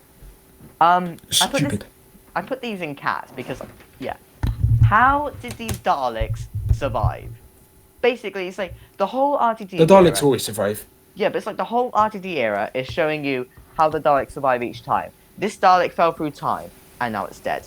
The Emperor fell through time, and used the humans from the games to create new Daleks, and now it's dead. The cult hid in the void ship, burst out the void, came out. They had a prison ship with them to release a bunch of other Daleks. All the Daleks got sucked back in. They came in, got blown up. Khan escaped, and the Daleks in Series 4, they survived because he went into the Time War, saved Davros. Davros used his own skin to save them.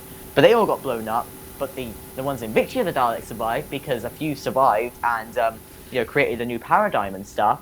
And that's how they survived. But how did these ones survive? They never give an explanation. Because at the end of Victory of the Daleks, they said they were going to rebuild. And that's exactly what they did. Oh, I wish there could have just been that extra clarity or something. It's like, I get that. It's just like this happened from the paradigm. Like, maybe if the fans weren't so whiny and stuff and just like accepted the fact that Daleks would Skittles now, then we could have gotten some better episodes of the paradigm. But then again, I kind of see that criticism as well, because they literally had no reference to that, because the Doctor had no reaction, like, oh, the Daleks are back. There was no reaction to that.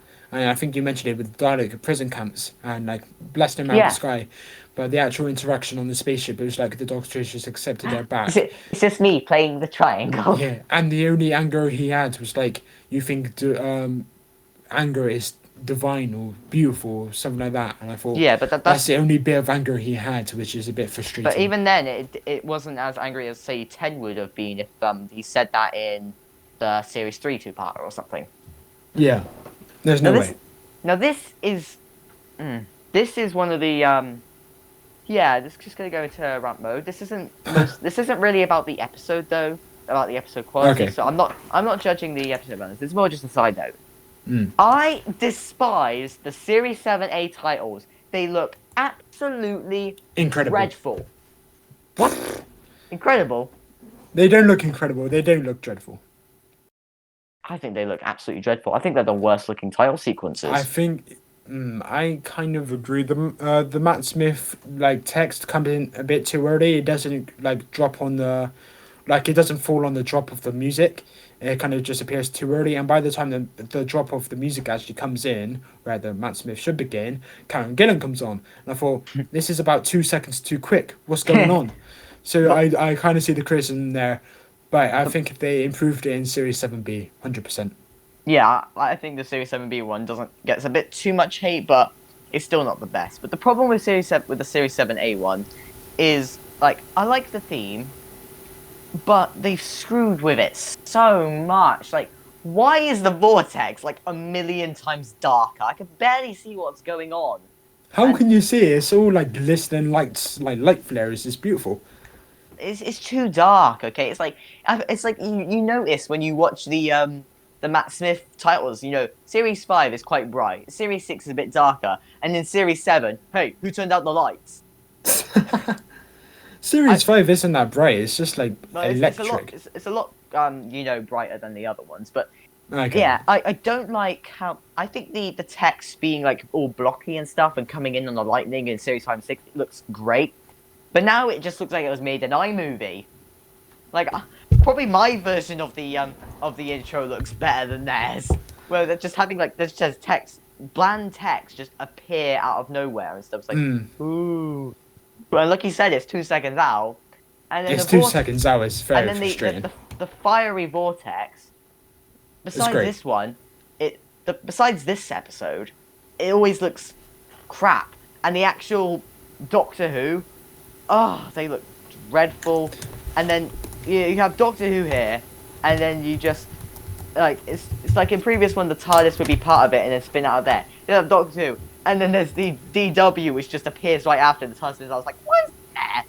Like I know how, like it just why couldn't you do what they did in the RTD era where they had it there and the TARDIS just appeared out the corner or something? That would have Yeah. looked much better instead of having DW appear just for the extra bit of clarity. But I will say this. I Okay. said that I said the Series 7A looks dreadful, but this episode is probably the quote unquote best looking Wow. Series 7A one. The worst one is a toss up between the Power of Three and the Angels Take Manhattan. Oh my god, those The ones power are of 3 for me. yeah, those ones are Tells you when it's absolutely dreadful. abysmal. Pitiful. Yeah, I agree. It's like why is the vortex purple? Like purple lightning and stuff, and yeah, and you got the fiery vortex. That was all green or purple. It's like, why is the vortex purple? Why is the vortex purple? To be honest, I think it was just like a creative decision, just to be a bit more bold, like you said earlier, more cinema-like. And I think for the most part, it did kind of work. And also the promotional posters they made for each episode. Oh yeah, I love I think it. they looked fantastic. Yeah, And it's creative decisions like that, and I think for the most part they paid off. But then it's just the content of how they did it that didn't hold up as well. the weird You thing know? for me is like I think Series 7A is quite cinematic and stuff and blockbustery, but then Series 7B barely feels blockbustery at all for me. It looks like they kind of just gave up. It's Yeah. like we'll keep the posters because they're cool and stuff, but we'll just forget about the rest. Yeah, we'll change the tone to make it, more playful, more like Series 5 like. But Series 5 with Jenna Coleman, why not? Yeah, and the only other episode which felt really blockbustery was Day of the Doctor, and I can get behind that one because Oh, yes. Yeah. Anyway, I put that Oswin is the best part of the episode. Finally, we're not talking about tower sequences anymore. Yeah, That was the biggest section. Yeah, Jenna Coleman, fantastic. yeah. I say the only bits I didn't really like was when she was a bit flirty with Rory and called her, what was it, like Tina? Nina. Nina. Close. It ended in Ina. It ended in Ina. Yeah. I was close. You're not far off. Just one layer. Yeah. Well, but I say besides that and something else I'll come on to later, I quite liked Oswin. I think she was like a fun little helping hand and stuff. Like a companion in a video game or something. Like just helping you along with like text on the screen like, you should do this. Watch out for the Daleks. They're going to come exterminate you. Oh, too late. Game over. Yeah, I completely agree, except from the criticism about the flirting. I kind of get that, but more on Rory's part. Like Rory says, anytime you want to start flirting again, it's fine by me. And I think that line was so unnecessary, and it was Yeah. actually Rory. And I said in my I guess. summary, Darvel was not utilized well, which is a shame because he's a very good actor. He was just there Yes. for the gags and the comedy, and the flirting. Like it didn't fall flat on Jenna Coleman's part, but it did fall flat on off Darvel's part because he was just there, to give a reaction to like He was knock there his for head to the left, and I thought, he he was was- a he better was there- actor than this. he was there for comic relief, like when he went down the big transmat thing to the side. It was like wrong And way he's up, falling upside wrong down. way up. That's funny though. That was It amazing. is funny. I love that bit. I like how Jack Reeves, the Doctor Who guy. I like how he referenced that in one of his sketches. I don't know whether you see his channel, but I've seen I know quite a he's a few of guest his on videos. one. Yeah. But yeah, like in Super Smash Doctors, I love how he referenced that. It's like yes. That yeah. I already put we already talked about it, but I put how I love Amy just knows the Doctor now. How do you Now mean? this is a big, like when we said, oh he walks around the room, counts the Daleks, sees Yes, how yeah, far yeah. apart we are, straightens his bow tie. Yeah. They kind of had that chemistry by Cold Blood in Series 5, but this is the moment. It was such a lovely moment where Amy just kind of knows what he's thinking. I forget when I would forget if that happened in Cold Blood because I'm too busy ripping my hair out of that stupid mother in Cold Blood. Yeah. The one who who killed the story. Silurian. It's like you had one job: keep them alive, and you'll get your family back. But no, I really wanted the Silurians to just invade Earth at that point. I was like, I don't even think she was a bad actress. It was just the script more than anything. It was the script, yeah, 100%. She was. She wasn't that bad. Yeah. Now this is a big point I have right here. Okay. This should have been a Cyberman story. I think it would have made a whole lot more sense. Like, no. A Cyberman Asylum. Imagine that. That would have been so cool Dreadful. and creepy. No. It would have been like no! World. It would have been like Daleks World are the Enough most and feared Time. villain, and they've got an asylum. Why would Yeah, the Cybermen I was about to say robot genitals then. I meant robot genetics, like orchestrated metal. Why would they need an asylum? They could just for the decommission insane Cybermen, they've got plenty of them around. They get decommissioned. The Daleks. The ones with the emotional inhibitor, like it stopped working, but they haven't gone completely insane like in Age of Steel. They should have plenty of them. They should have an asylum where they just dump them. If they had a story similar to that before this one, and then they used the asylum to expand that story, then I kind of see that. But I disagree with that. I think an asylum of the Cybermen would have been so cool, so creepy. It would have been like World Enough and Time. It would have been like World Enough and Time, but it probably would have been even creepier. Like imagine like a couple of Ashads mixed with the guy with the the false conversion from Cyberwoman. The guy who had like the one big metal plate in his eye thing. Oh, don't remind me of that episode. Cyberwoman's not that bad. Neither's Day One. Oh, come on. Like I watched Day One quite recently, and I can appreciate its positives. When I was your age, I'd probably say the same, but then when you get to my age, you'll look back at it and think, what the hell was I watching? Day One is dreadful. Day One is the one Chibnall wrote, right? And it was about the sex guys. Oh, that is pitiful. I don't see much love for that, but that's I'm surprised. Honestly, I'm surprised Moffat didn't write that episode. If you get what I mean. Yeah. Maybe later, Moffat. How Moffat usually writes the female characters. I'm surprised he didn't write that episode. Yeah, how Chibnall wrote that. Yeah, he's been like the most quote unquote woke person, and he just made that atrocity of an episode. It's just like, it's beyond me. I have no idea how he did it. Why he did it. Like, it was like, I seen a tweet about it. Like, in Series 1, they had to show this episode wasn't for kids, it was for adults exclusively. So they had excessive swearing, they had excessive mature themes, and this episode was the epitome of that. It was like, this show's not for kids, stop watching. I probably, the story itself fell flat. If I was old enough back then, I probably would have still watched. Because my parents are bad parents and they make me watch really inappropriate things. They're not bad parents. Yeah, let's just expose them on your podcast. Fantastic. Yeah, it's like literally yesterday, because I'm watching the Christmas films. Yesterday I watched, I don't know whether you've seen it, but A Very Harold and Kumar 3D Christmas. That is one of the most inappropriate Christmas films ever. It's like Bad Santa, but a little bit worse. I watched Bad Santa when I was about 12, so yeah. Yeah, it's my kind of humor now. I know what kind of humor I like, and I like the immature, like the adult, the childish adult humor. Yeah, that's what I like to call it. It's like I just absolutely love how in Harold and Kumar, one of them gets their dick stuck to a pole, like in A Christmas Story when it's the tongue stuck to a pole. They get their dick stuck to a pole, Holy and then it's crap. like, oh, how are we gonna get it off? Oh, there's a little bit of coffee. All right, make sure you pour a little bit in, and it all spills on it, scalding hot coffee right on the dick. What film's that? A very Harold and Kumar 3D Christmas, or just a very Harold and Kumar Christmas. I'll watch that. It's Thanks for it's the actually recommendation. it's actually a third film in a trilogy, you know, Harold and Kumar films. But I watched that one first and still understood it and stuff. Right. There's two more films. Like the first one it's got two names actually. It's either Harold and Kumar Have the Munchies or Harold and Kumar Go to White Castle, depending Right. on where you are. So don't know which Okay. one's the official name. And the second Right. one is Harold and Kumar Escape from Guantanamo Bay. Okay. Right. I recommend it. Okay, I'll watch them. Anyway, back to Asylum. Doctor Who episode. Yes, again. Yep. Longest Alright. episode so far. Let's go. Yep. Well, so far the longest episode was 2 hours, and that was the Twin Dilemma. I think we're gonna beat that. Probably.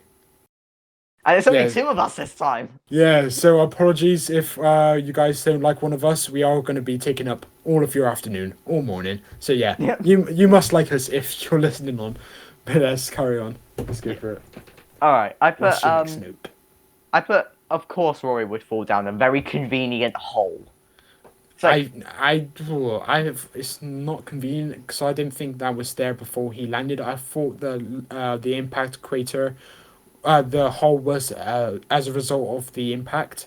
So I thought that Rory, the small human, created that massive hole. Even though it does seem a bit, crazy, I think that is what they were going with, as opposed to just a random hole. He created a giant crater with his face because he was upside down. Just, Yes. No, but then like- again, you've got to think of the laser beam. The beam, it was kind of the same circumference. It was much bigger than the actual humans.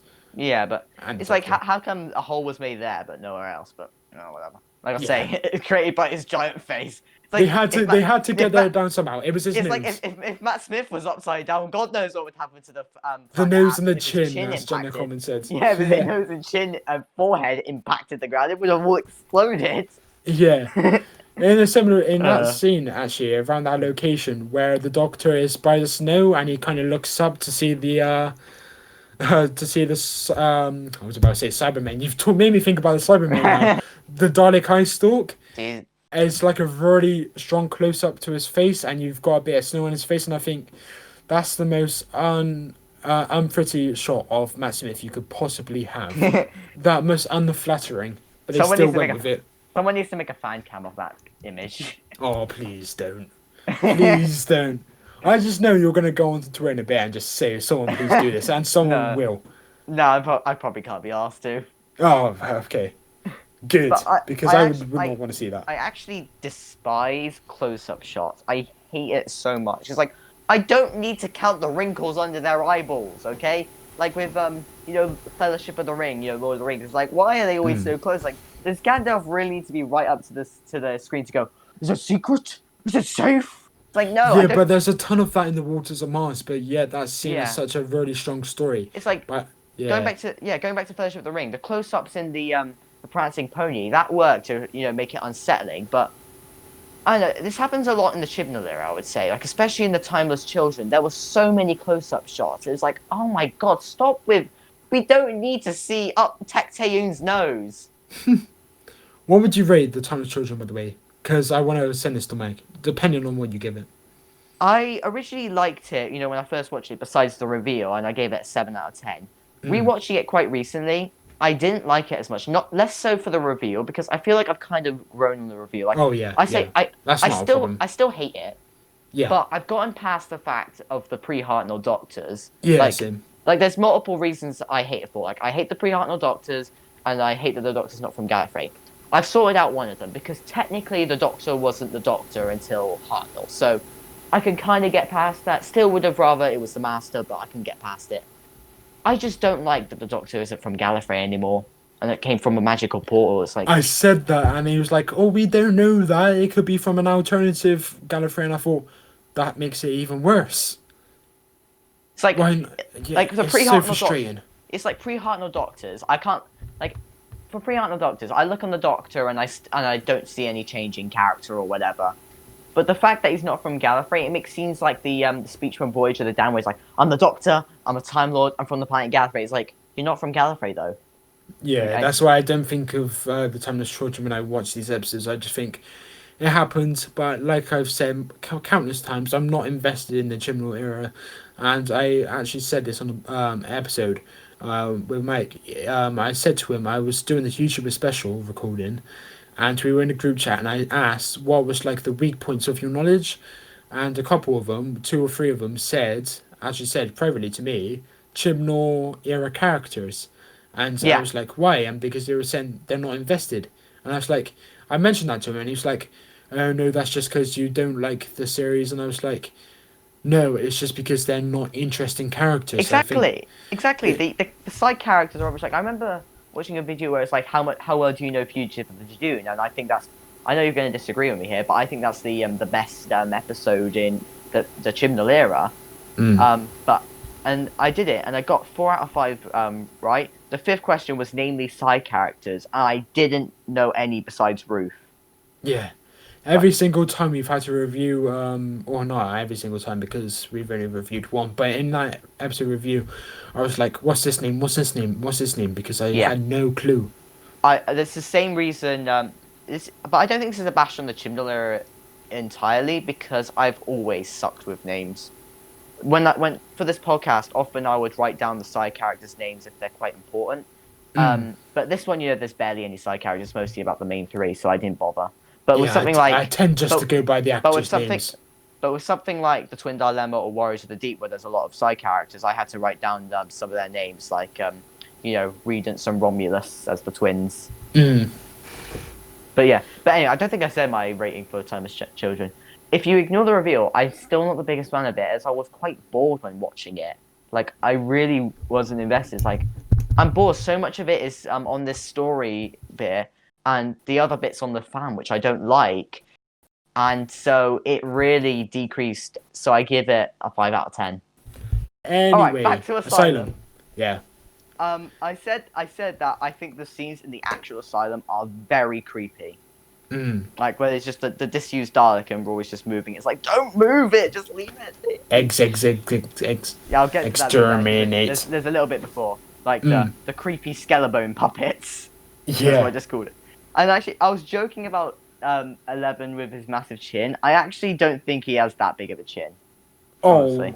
I think when you actually mention something about someone, like a big nose or a big chin, you just look at the nose or the chin and you think, blimey, that is huge. But then don't notice it otherwise. I don't think I noticed long noses or long chins, really, because it's like, I don't have a mirror right next to it. I'm not that vain. I'm not. But in the very next scene where, like, Man Smith kind of touches his chin, I think, jeez, that is a big chin. But then I've never noticed it, other than that. But I don't know whether you'd agree with me or not, but I think this really should have been a two-parter. I don't think it had much to make it a two-parter, to be honest. I think it was condensed enough. Maybe to do with the splitting up story, that could have been a two-parter, but the actual story itself with the Daleks, maybe not. It's like, I kept alternating between them. It's like, should this have been a two-parter, should this have not been? It's like, yeah, it should have been two-part. Would have loved to see more time at the Asylum. Oh, but maybe it shouldn't have been, because what else would they have done? It's like, oh, but the resolution was incredibly quick. They could have lengthened it a little bit. Maybe if they just made it an hour long instead, that could work. I don't see that. I think the resolution was actually pretty good. It's like, talk to Oswin. She just she just lowers the teleporter. The thing blows up. They come in and Daleks are like, Doctor Who. Yeah, I completely disagree. It was fleshed out over about 10 minutes, all of it. The final 10 minutes, like the explanation of who Coleman, the predicament Clara's character was in. And then it was like, you are a Dalek. And then it, of course, started the thread of Run, You Clever Boy, and Remember Me. I do like that line. That goes over the series, yeah. And then we have the resolution of the story arc of the breakup. We also have that touched upon. And I just thought it was played on upon for about 10 minutes at strong near the end, but then even before that final 10 minutes, it was still played upon until like even as previous is like the Doctor and Amy going down the ladder and talking about the physical changes and about love. Oh It's kind yeah. of woven in pretty early, and then I think I don't think it was rushed. Actually, I need to talk about that scene because I actually had like a theory about it. But first off, Mm. eggs. Yeah. Like that, I put that is honestly quite creepy. But when I watched it the first time, like my dad was joking about it for like a while. Yeah. I love when the Daleks gradually says exterminate. You can just see the emotion, like Rory's face just drops. He's like, Mm.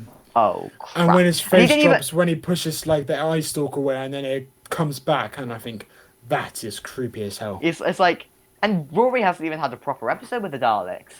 No, no. Yeah, before this, like he wasn't part of the team, in Victory, and he Mm. didn't see, like he was there. Actually, no, he didn't even see the Daleks in In series Pandorica 6. Opens. In Oh, Pandorica Opens, because he was up at the top shooting Amy, when the Daleks were down below. yes, because in the Big Bang he says, Doctor, what's this? And then Yeah, he sees the like stone I guess, Dalek. yeah, there was He the does stone see it in the Dalek. Big Bang though. They I fight guess, him. yeah, but maybe he, maybe forgot about when the universe blew up. Saying Moffat. No, but he still remembered because it was established in Day of the Moon that he could still remember the Pandorica. So I think he still would have remembered. But hey ho. Hey, little plot hole, I guess. I've just realised that's a huge continuity error. What? Because they were meant to forget like about all their adventures, and then it was just like the diary of the River's diary, and then she suddenly remembers everything. It's a bit Yeah. ridiculous, but there's only so Yeah. much you can do if you're going to continue with that companion. You can't This is, shrug on this, it. this is a big criticism I have with it, and I think people can agree. Special Weapons Dalek appears for 2 seconds. It's pointless. Yeah, I'm just gonna say it. Pointless fan wank. I think we're all scared of saying that Van Wank, but it's true. And Just I with also- any episode. And I also put that it was too dark to see the '60s Dalek properly. Yeah. Just like, It was I'm not going to say it's a huge missed opportunity, because I think they were only there just for like. The thing is, every did Dalek's gonna they be back, did it in Series 9 opener as well. and it didn't work. They blasted that as like the ultimate Return of the Daleks. Yet the Special Weapons Dalek had like one bit of dialogue for about 5 seconds, but I was Even though I like, did freak it's out. not- It's like I did freak out. Exactly, It's like, exactly. holy crap, he can speak now. It's like, yeah, he's it's like not about them having a story as such. It's just their presence. It's like Yeah. don't look into it that deep as in like they should have this, they should have that. I think no, it's the fact that they're there and they're being used again. That should be enough. But like in the Series 9 opener, like I do prefer it to this story actually. But the Daleks were horribly misused. Like they just stood around in a room and looked at the ceiling a couple times, and Missy tickled one of their balls. It's like, That was funny. yeah, but it's still a bit, you know. The I reason honestly think- don't know which one, but I think The reason I the think- Series 9 opener is overhated. Yeah, I think the reason I prefer it to this is because of the Davros scenes. It's a Davros story. It's a terrible Dalek story, but an amazing Davros story. Yeah, I can see that. Yeah. But like at the beginning of the first part, like I think it's The Magician's Apprentice. Yeah, The Magician's Apprentice is episode 1, and the scenes of the Doctor and Davros in the battlefields, those were excellent. The hands, Yeah. minds, and also Oh, those were freaky. yeah. And except from I know I saw the Heretics tweet about it yesterday how they didn't like the scene with Capaldi coming out on the tank. I completely agree with that. But the Yeah, I build don't up like to that that, yeah, like the plane stopping in midair, and then like the units coming back, and then I love that. I talking love about the idea of the plane texting, stopping in that's not midair. him. Again, Yeah. I used that idea in one of my videos in the like Tell You Plush Pie. I had an idea was they were at an airport for that board, and the thing that was happening was like a plane was stopping in midair, and I had my own little bit where they would drop down and essentially be it's like a bomb. Yeah. You know, it's like a ticking time bomb where it would just be floating in the air, drop down. And it's like Yeah. it happened one time before, and that with a small plane, it's like a big passenger plane. It happened to that, and it's like, Yeah. everyone get out of there! But it's like moments like that, and of course the tank scenes were a bit over the top, but then you've got the reveal of it being Scarrow Point 2 or something, like a reconstruction of Scarrow, and that whole reveal. That's such a great scene. Then you've got moments that ruin it, like Clara going into the Dalek again, and then Missy was a bit over the top at times, and it's just a bit. I've grown on Missy. I've grown on Missy. Missy's a really good really good character, should I say? We've been going for an hour 45. We're gonna need to cut down these tangents. Yes. Craig can. Yeah. We are. How long can Craig record for? 6 hours. Oh, okay. Well, yeah, we're not going to be going until like 7 p.m. tonight, so don't worry about that. I need to have my dinner. No, Yeah. I'm hopefully going to watch the Who Addict stream tonight of Curse of the Black Spot. So. Ooh, I haven't watched one of their streams in a while, but I may tune in for that.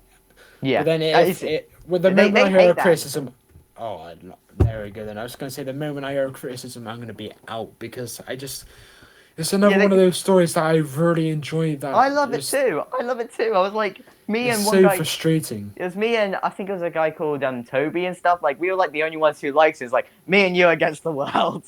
Yeah, I really like that story. It's like they 7.5 pulled it out and 10. they were like, "Oh Jesus Christ!" Like I was, they're spamming. You know, it's like, please be the Series 6 opener. Please be the Series 6 opener. You know, possible astronaut day and moon. It's like it's not the opener. It's very close though. It's the Curse of the Black Spot. And then I started spamming. I really like it because everyone was saying, "Oh no, it's bad" and stuff. I was like, I need to make this positive somehow. I really like it. I really like it. I really like it. I really like it. Yeah. It's just a joke though, you know. So I think people didn't mind. Anyway, tangents. About 2 minutes after you said we gotta cut these down.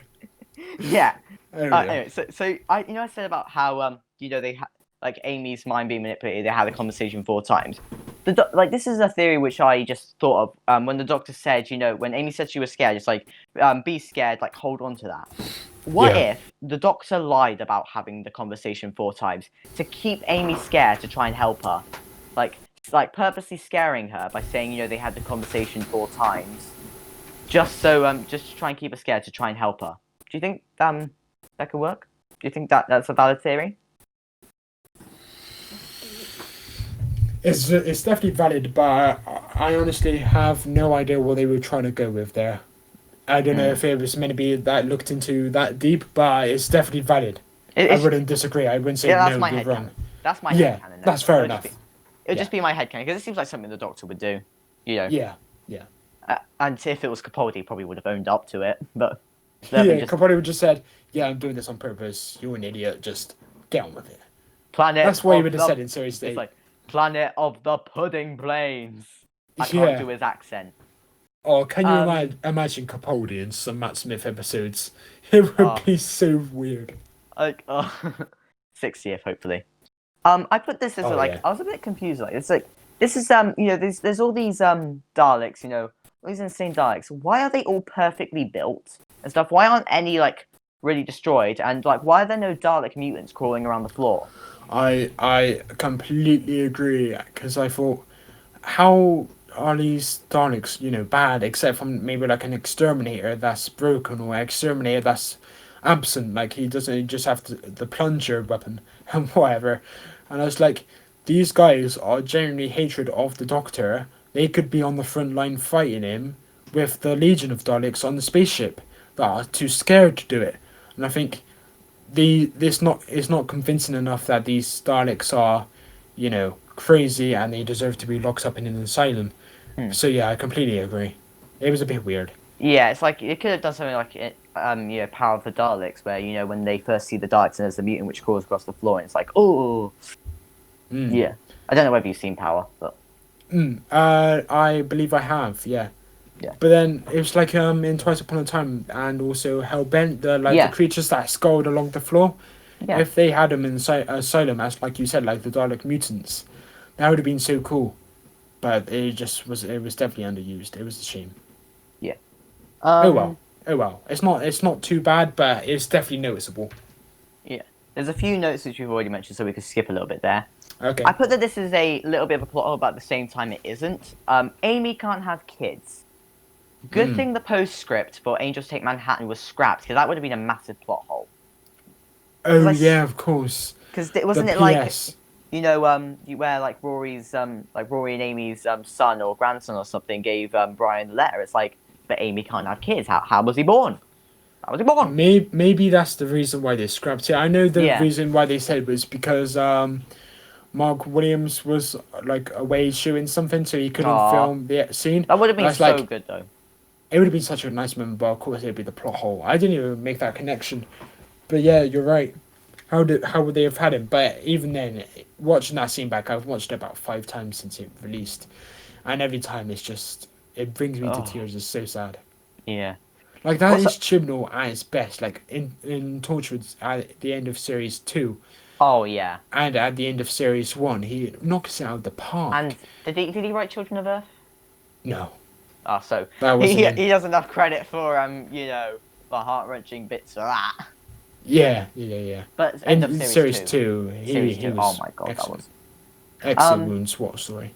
I put that I really wish they showed the divorce properly in Pond Life Mm. because that was a rubbish divorce scene. It's like Rory took out the garbage. They argued a bit. Amy just went, and then Amy was like, "Yeah, we've got a problem." It's like, are they divorced? Do they just have a minor argument? Are they just like an old married couple bickering a little bit, but it just got a little bit out of hand? No, Did I Rory saw it say? as Rory giving up on her and like walking out.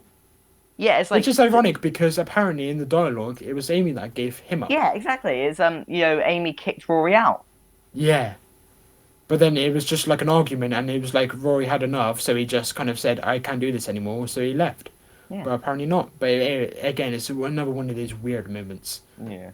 And I like in my summary, I said there's very minimal flaws, but then like you're now just ripping into it, and I thought, okay, there's a flaw here, there's a flaw there. You're Stop ruining the welcome. enjoyment of my episodes, man. You're Oh, welcome. come on. I put But that. it I doesn't take it down much.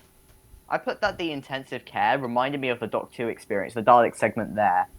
I don't know whether you've been to the Doc 2 experience. I've been there, but I'm not sure which bit you're on about. So like it's mostly when Capaldi was the Doctor and stuff. There'll be a segment where you're on Skaro and you have to like. I Take, like, went before he was cast. I Ah. was there in 2013. I went there 3 times. Once with Matt Smith as the Doctor, he was like in the Pandorica, I think. Like Yeah. I'm pretty sure it's the Pandorica because he said I'm locked in a box or something, and I just thought of it as the box. But I'm like, it's got to be the Pandorica. It's got to be the Pandorica. Yeah, there was a question about that in the YouTuber special actually, and it was it was like, what is that story set about? And it was like, the Pandorica, no, not it was like Starship UK, the White House, or Amy's crack. And they both said Amy's crack. You know, Amy's crack. It was like the crack in her room, Yeah, or yeah. actually Yeah. Amy's crack. So it was a funny moment, but they both said Amy's crack, as opposed to Starship UK, and they actually didn't remember that it was actually set in Starship UK as well as the Pandorica. I couldn't remember it was set in Starship UK because it was freaking Yeah. ages, and I wasn't the biggest fan of the show back then. I mostly went because my parents wanted to go, specifically my dad. Fair Like enough. he was a fan of the show back in the day, even as the 1979 annual. I'm not going to put the picture on here again as I put it on episode 1, but I love bragging about how my dad was a nerd back then. And he has this annual from 1979 with Tom Baker's face on it, and he said he got it when he was 11. I've got a ton of not a ton, but I do have the annuals as well. I collected them when I was about his age, 9, 10. Yeah, I did too. I have like 2013 to. I've stopped doing it now because I feel like I'm a bit old for them. Yeah. Now, I haven't bought one since like 2017, 2016. Maybe even as back as 2014. I have no idea. The last one I know I've got for definite is 2013, Matt Smith. Oh yeah, I've I got got all that the one. Matt Smith the ones. the 50th anniversary one, pretty much. Yes, I've got all the Smith ones and some of the Tennant ones. Yeah. And maybe one or two couple Well, ones. I was born in 2006, so I don't have any of the Tennant ones because I didn't watch the show when I was 3. That's just scary. Like, you say you were born in 2006, then you say you're 14. I just think, Yeah. the maths, it doesn't compute. How am Yeah. I getting this old? Just end me now. 2006, but like 2006 plus 14 makes 2020. Oh, just don't. It's scary. Anyways, I said I don't like the fan service of the Daleks appearing, but this was a nice bit of fan service when Oswin said that the Daleks didn't intend to care. They were Spiridon, Kemble, and Vulcan. Ring any bells? It's like, yes. All of them. No, I mean I can't actually. This is going to make me sound terrible, but I can't remember what Spiridon was from. I know Kemble was the Daleks' master plan in Mission to the Unknown, and I know that the Vulcan was Power of the Daleks. But Spiridon, which one was that? I couldn't remember. Spiridon, Homeworld of the Spider. No. I was gonna say spiders, what? The Dalek, the base was used by the Daleks in early 26th century in their plan to destabilize the galactic balance of power between an invasion in force. Planet of the Daleks, I think. I love that one. Planet. Why did I forget that one?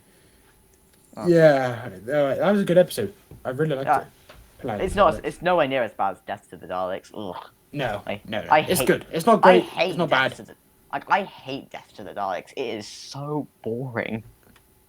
Again, with the boring is, I kind of agree. There's about 2 episodes that should just be removed, but overall, it's decent. It's decent. It's not bad. And I put this because she name dropped Vulcan, so clearly one of them was from Vulcan. This is another headcanon / theory. It's like, was the Dalek from Vulcan the one at the end of Power when there's when all the Daleks are blown up and stuff. Yeah. And there's the one where, by the TARDIS, like right by the TARDIS. Yeah. And when they fly off, you can see the ice dog moving up. Clearly, it's still alive. It's like, what if the one from Vulcan was that Dalek? Like, it got insane from being blown up, but it was still alive, so they locked it in intensive care. And they said that they survived the Doctor. It was the Doctor who blew them You up. have a mega brain.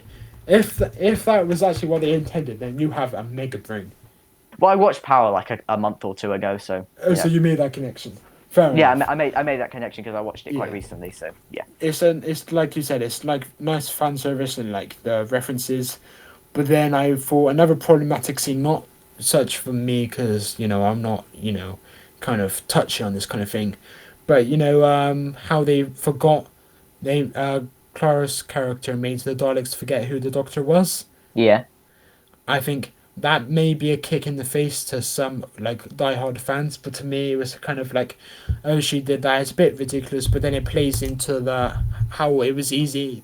It was easy to hack, like the Doctor said.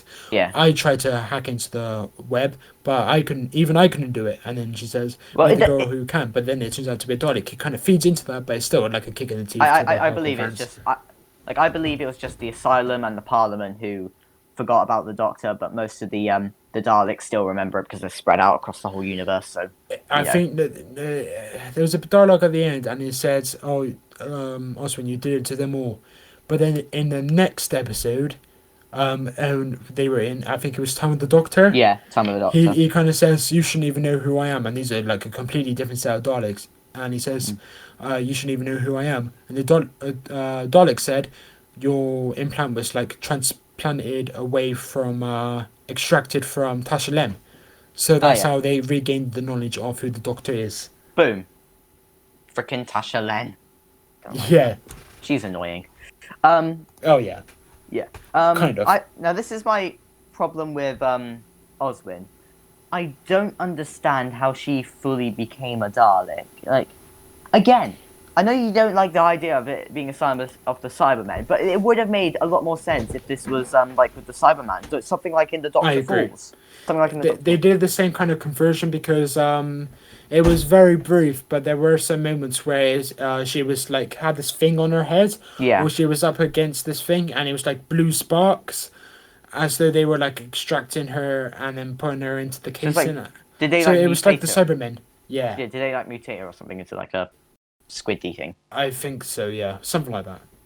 Yeah, but it again would have made more sense with the Cybermen as they're known for converting people more. Yeah, And I agree I think, when it comes and to I that. think that the where she created a dream to because she couldn't handle the truth. I think that made more sense in the Doctor Falls, and worked better Yes.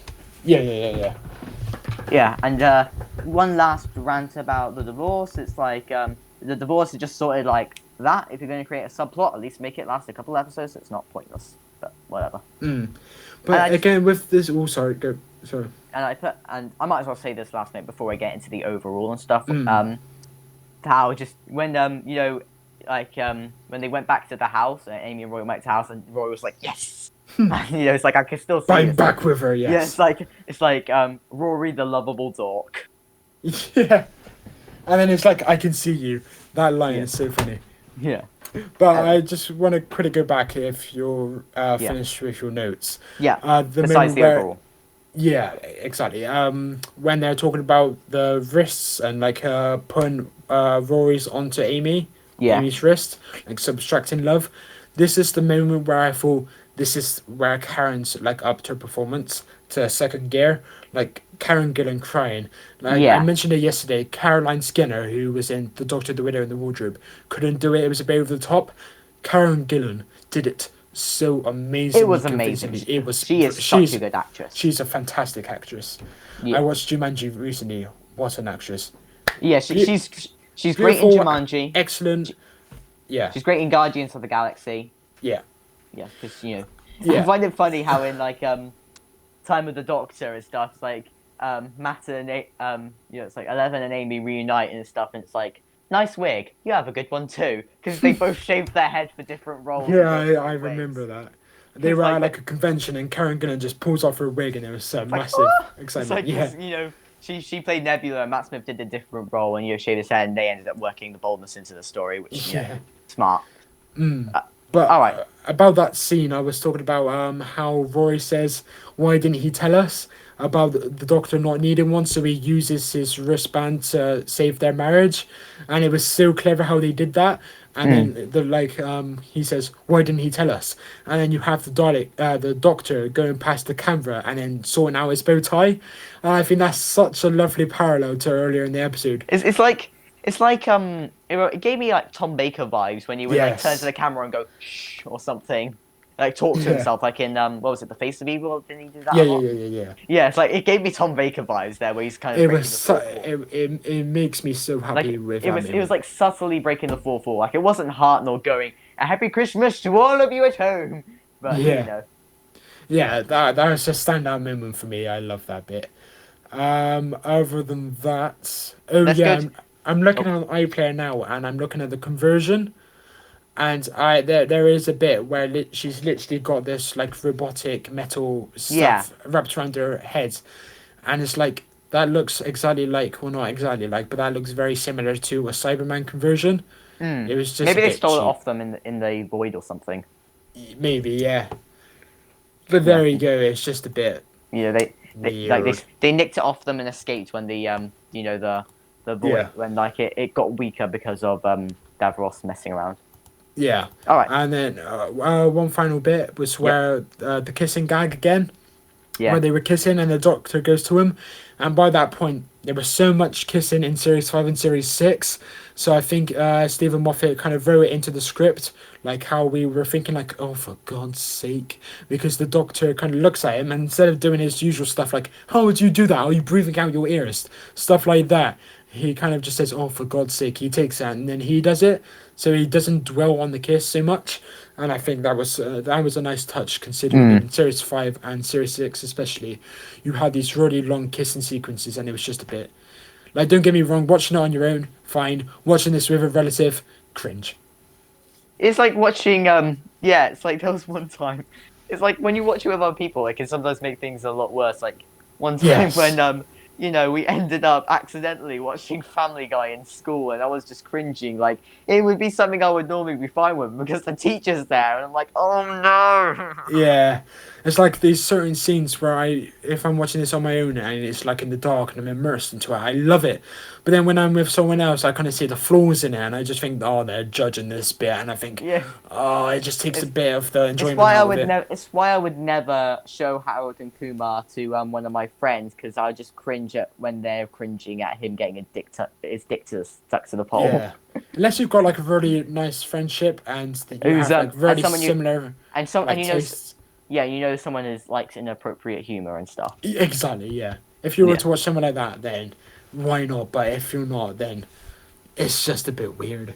Yeah. Not weird, but just a bit. It's like I said, it's cringe. I don't use that word a lot, but it's cringe, man. Right. Let's get to. I'm gonna do my overall stuff. Yes, I so- think we've pretty I've much wrapped it up. So I've yeah, got go like a for big I've got a big list here, just going through it overall and stuff, and I'll give it my rating at the end, and then you can do your great big overall and stuff, and we won't interrupt each other to not drag this out any further. Yeah, sure. So, overall thoughts. I hate the divorce subplot. I think it should have been a Cyberman story. The Dalek fan rank was pointless, but would have been cool with the Cybermen, like having previous designs of the Cybermen. It could or could not have been a two-part. I'm not too sure yet. A lot of missed potential. Oswald was a mixed bag character-wise, but an interesting but confusing story. 11 should have been more aggressive on the Daleks, like in Victory. Really quick resolution. Had plenty of creative ideas. Some were executed well, whilst others weren't. I think I preferred this to when I watched it for my quote-unquote death rewatch because you said not to go into it hating it. I really struggled on the rating. I think the story needed a few rewrites of the script as it was a bit all over the place, but I think I can enjoy this episode for its positives, but I don't plan on rewatching it anytime soon. I think it's similar to the in quality, I think it's similar to the Long Game and New Earth. I can enjoy them for their positives, but I wouldn't want to rewatch it, and there's a lot of missed potential with ideas and subplots. I think this, Long Game, and New Earth have the same rating of a 4 out of 10. I'm done. Hello? 4. I'm sorry. I do enjoy it. I like how I enjoy the Long Game and New Earth, but I still just give it a 4 and stuff. It's like teetering. Like it's very. So close you to like being it, but you give it a mediocre. 2 out of 5. I guess, yeah. Oh, It's fair enough. like come on. It's I also gave I'll tell you this. I also gave Warriors of the Deep a 4 out of 10, but this is better than Warriors of the Deep by a country mile. And I say it's very, very close. Like it's right in that fine line between a 4 and 5 out of 10. It's very close to a 5 out of 10. Maybe if I gave it one more rewatch, it would be bumped up to a 5 out of 10. But as it stands, it's teetering on the edge. But 4 out of 10, I think that's reasonable. There is a huge gap between our ratings. Okay, I'll go with my summary now. Despite what Mario said, I believe it's a cracking episode, but that's more to do with the tone than anything. But I did say it has minimal flaws in my opinion. Even going into this critically, I didn't see many problems with it. And even for me, that's incredibly rare. Smith put in what is one of his better performances, and Gillen notches up her performance from her previous 2 series. Darvel was certainly underused, which is criminal since he's a very good actor. He was only there to give like a reaction to gags, it seemed, and also to be slapped, because that happened about 2 or 3 times. And I just thought in the episode, like, what if the roles were reversed? Like, if it was a male talking to a female, like Coleman saying, "Pop your shirt off." Does there have to be a reason? If that was a man saying that to a woman, can you imagine the outrage? But I'm not gonna get into that. It's a classic Moffat. That's you're getting into touchy territory there. Yeah, but it's the truth. It's just if it was reversed, people would be in outrage. But it's just not. There's no outrage about it. Like Matt Smith said the same about Coleman in the penultimate episode of Series 7. And then I see people say, like, that's what notches Matt Smith's Doctor down for me. It's like the perverted comment about Clara in that episode. And I think, yes, but Clara did the same to Arthur Darvill. And I thought, it's a bit on the nose, but, whatever. Let's get out of this touchy territory. It's not touchy. I think people will agree with that. I think people will agree, but there's a couple, I'm just going to say it, there's a couple twats who will just get all touchy about it. Yeah, fair enough. But that's me defending women. It's not like me saying, it's literally me defending women. If the roles were reversed, it would just be Anyway, it had to be said. I said the tone of the episode is immense, and I really enjoy its darkness and humor. Even though you did say you didn't enjoy it as much, like the ringing the bell, and I kind of see that. But one of the biggest criticisms I do have is the Daleks' the Doctor's lack of emotion when it comes to the Daleks. Yep. Like you kept saying, victory of the Daleks, he was so furious, and then he gives minimal reaction to being called by the Daleks this time. It's just a bit weird. But there you go. Like even in the Wedding of River song, he goes up to a Dalek and he says, "Hello, Dalek." But then he instantly just rips his head off, and like he's furious with it. And it was just a bit jarring this time. Not jarring, but it's just a bit. He should have done something else. So did this happen after Day of the Doctor or something? Yeah. Anyway, the classic Daleks were only used for promotion, but heck, it was still great to see them. Common wasn't given too much to do, but for what it was worth, she was brilliant. I touched upon Darvel only being there for the jokes, but the jokes themselves were delivered well enough. The breakup storyline was unnecessary, but hey, it can be love and roses all the time. There's gotta be some, it can be happy lovey-dovey. It's gotta be sad sometimes. Mm-hmm. Moffat did a pretty good job introducing the predicament, and furthermore did something that is rather rare for the modern show, provided an overly satisfying conclusion. I would rate this episode a 7.5, teetering on 8, but I'll actually go for an 8 out of 10.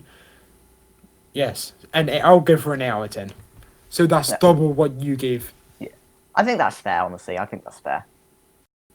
You think an 8 out of 10 is fair, says the guy who gave it a 4 out of 10. No, I think it's fair for all your reasons and stuff.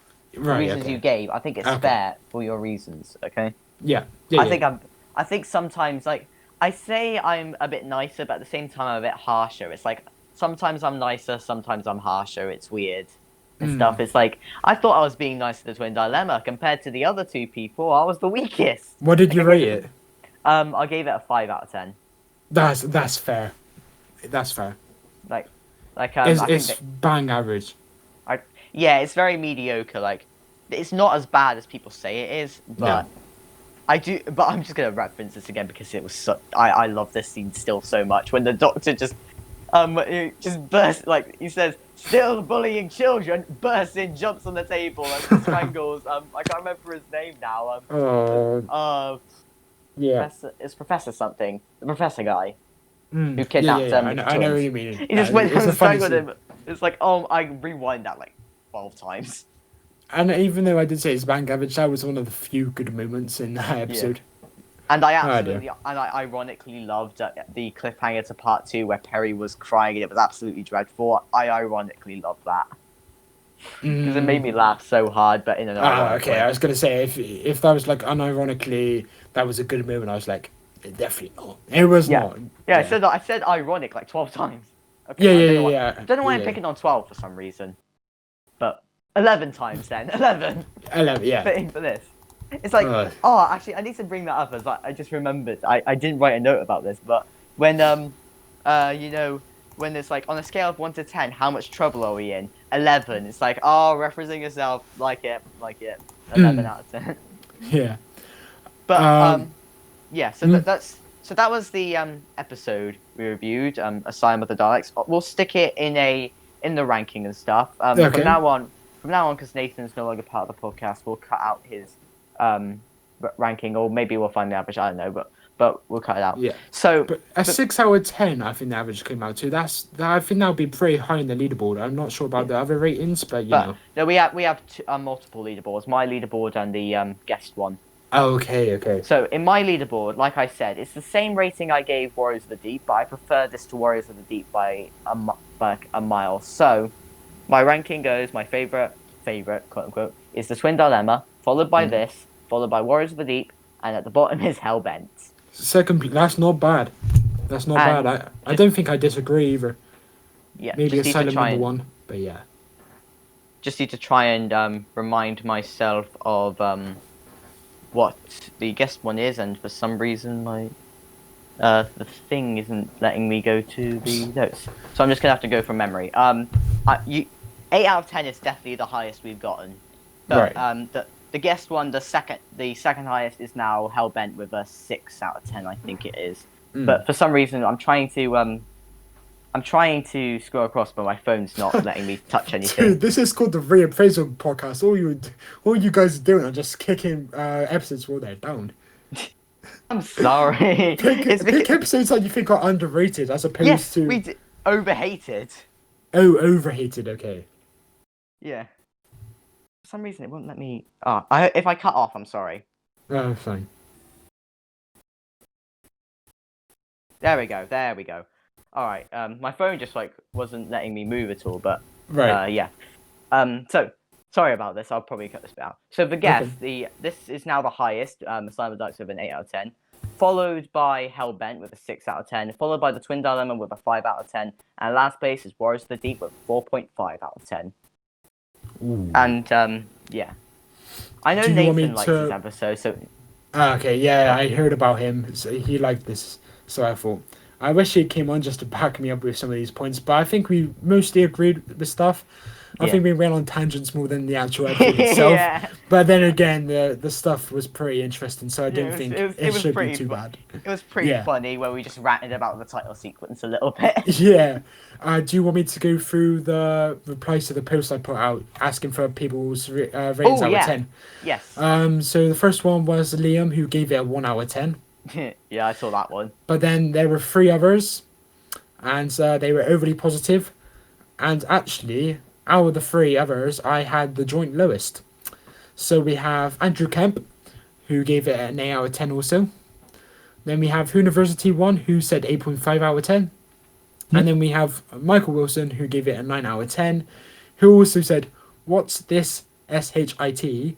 Helping out the competition for shame." Obviously sarcasm, but and that's pretty funny. What does SHIT mean? Oh, wait. Oh, just realised. That is your moment of me not clocking the joke about the silence. That's your moment of shame. So yeah, like it's like a 9, an 8, an 8.5, and a 1. I'm a bit slow in the head, a bit thick. I think we all are, mate. Don't worry. I'm Mr. Thickety Thick Face from Thick Town, Thickania. And so's your mother. No, so's your dad. Oh, and so's your dad, But- yes. Even though your mum makes more sense because of your mum jokes. So's your mum. I think that was more recently, but no, you gotta remember that episode was from 2006. Like, Yeah. almost 2 decades ago. Yeah. Well, It was 2 decades And if they ago. made a your mum joke, then I don't think I would have liked Girl in the Fireplace as much as I currently do. And I'm honestly kind of ashamed. Like, I give it an 8 out of 10. Like, I want to give it higher because it's really good. Oh, it's Girl an in the excellent Fireplace episode. is- It'd probably be like a 9 out of 10 Definitely. for me. Yeah, it's like I don't have it as my favorite of series 2. I have Army of Ghosts as my favorite. Like if you don't Interesting. include like 2-parters and stuff, like Army of Ghosts on its own, it's an easy 10 out of 10 for me. Yeah. But maybe I need to give it a rewatch and see whether it's a proper 10 out of 10 and stuff. For me, series 2, the best story would be the Satan 2-parter. Oh yeah, I Those gave 2 are 9.5, 10 out of 10s. I still stand by this actually. I gave The Impossible Planet a 7 out of 10 and then gave Satan Pit a 9 out of 10. That's so fair. So that's like so balancing it out, I give it an 8 out of 10. Yeah, But- I think that's pretty fair. It's a very good story. I was just remembering the Who Addict stream when they did it, and Liv wasn't looking forward to it, but that's because she thought it was 42. Oh. I'm with you there. I don't like 42 either. And I give 42. Like 42 I is give not actually that bad a story in my opinion. It's not bad. It's actually the same as this, a 4 out of 10. Right. Like there's only like the lowest rated RTD era episode for me is Fear Her, and that's only a 3 out of 10. So Wow. Can I end this podcast on a controversial note? yeah, sure. I like how you were so like willing to do that. I just want to say, The Waters of Mars is not great. It is a blatant. He's dropped out. He's dropped out. Yes, he's left. I angered him that much. But Craig is still recording, so he can capture that moment. Yeah. You stole my gag. You stole it. That was I my know. moment. I know. It's like in the podcast and stuff. Last episode, whenever I would leave, Nathan would be off and would say stuff behind my back. But because Craig's still recording, I can hear what he says. Then he called me a salty little bitch. Twice. I won't be that aggressive. But like I said, it's going to be a controversial note. But The Warriors of Mars is not great. Are you going to drop By out the way, I again? was joking about it. I can understand why people wouldn't like it because Look. I still like it despite Time Lord Victorious. Yeah, like it's not as jarring as the Runaway Bride because that's such a like a positive story until you got like the Doctor murdering the Rachnos. Yeah. I think that was a very jarring, and I get Michael who said you can't just expect it to be a happy Christmas all the time, and that's why I kind of formed my opinion about the storyline about the breakup today in the summary. Like I mentioned, it can't be all happy. Yeah, it's like But that was completely jarring. It was completely I know. It's like so him not having a companion meant he killed himself and turned left. It's like what? I'm still a bit confused by it. Is it just because he was so like sad over Rose, he was just mourning? It's like you choose to mourn now when you're gonna drown to death. Yeah. Like, what did the Rachnos Look, ever do to you? Look, it's the same with the end of time, in my opinion. The story itself, the idea of it, is pretty good. Well, with the Wars of Mars, it's very good. The end of time, not so well. The Gallifreyans returning, that is a great story hypothetically, but the Yeah. way they executed it wasn't so good. The Waters of Mars, they executed it really well until the final 10 minutes, where it's like, oh, they got picked off one by one. I think that's such an amazing Yes. moment. That Where is it's so like the good. overcomes is that I think that's god tier Doctor Who. Like that Yeah. is what the final 20 minutes of the end of time is. That's such a nice moment. But then you've got the where it explodes and then the Doctor stands up, which is still a nice moment. But then you have the over the top music. You have like in the Fires of Pompeii Yeah. where the Doctor opens the TARDIS and it's light blue. It's like Come with I am me. your savior. Come with Come. me. I was like, Come. that It's like, that yeah. is Now you over the imagine. top. It's Oh, like that is over the top, but it works. it's But like he could in have the he could Wars of have put Mars, on it an didn't.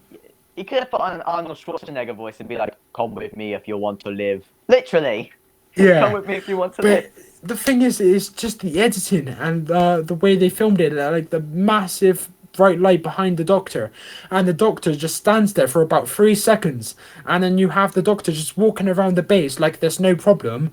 Where for the last minute you've had everything falling apart because the hole is breached, the oxygen's been depleted, and like you have the Doctor just walking about, and then you still have the woman, I forgot her name tragically Adelaide. of me. Adelaide. Yeah, I Adelaide. know Adelaide, but I don't know the actress's name. Like they're so dramatic. Hmm. They're like forcing themselves to stand up, but then you just got David Tennant standing there like, get your ass up. It's like right, but David He Tennant just standing there. It's just over he the does top. The music is over the top. The set design is over the top. I think just why? Why is it doing this? And then you've got the timeless he does victorious, he and does it's look over the hot. top. He does look hot standing there with the wind under his hair. I know Yeah, that yeah, sounds yeah, really yeah. weird, but Yeah, I get ya, but it's like you have moments to live. The oxygen is going, and then you still have time to have like an angelic shot of the Doctor just standing there for 2 seconds with over the top music, and then he's just standing there while the others have physical acting, and then he's just there like gets up. It's like this isn't a problem for me, and I think it's not. It's not. It wasn't a good ending. but to be fair, I do love the scene where he talks about the 4 knocks and then Oh yes, yeah, yeah, yeah, yeah. and he's Like like, the 3 knocks is all you're rush, getting. yeah, the rush to save him after that initial moment of just over the topness, I think is fantastic. Like So you say they you don't use like water, it we just can use heat. Boom, boom, boom, boom, boom, boom, boom. so you say you don't like it just because it gets a little bit over the top for like 2 seconds. You said you don't Yes, like. You said the Waters of Mars isn't great just because of a couple of scenes, yes. which don't even play that big of a part in the story. No, it does because then you've got the timeless Victoria stuff, which also was a bit. The editing for that scene was a bit poor as well. Like when they're back on Oh, Earth, the all right. scene, You the should have moment specified that. that. Okay, but yeah, I was gonna get onto it. But the moment, those two moments were over the top. I didn't like them. I don't mind the timeless Victorious stuff, but the line, the timeless Victorious is wrong. Like the execution of that line, even though she's a fantastic actress elsewhere in the episode, that line, the way she delivered it, maybe not bad because I said with the Doctor, the Word in the Wardrobe, it's not so much the acting, it's just the editing, the way it was shot. Mm. Like that over the top scene, if they use perhaps different music just at that start and maybe just cut it a bit sooner rather than to linger on it for about 3 seconds, as opposed to just 1.5, maybe 2 seconds, I think it would have been so much better. Mm. But then the scene where like Adelaide gets the gun and goes into the room and then kills herself, It's I was like, about to say oh, that's like a brilliant moment, but like suicide is not a brilliant, but the way they like portrayed it, well, not even portrayed it because it was horrific, but the how it fitted into the episode, it was really emotional. You know what yeah, I'm saying? yeah. Yeah. I do disagree though. I think it is my seventh favorite RTD episode. The only reason it's not higher is a stupid reason. It's because I don't want to rewatch it.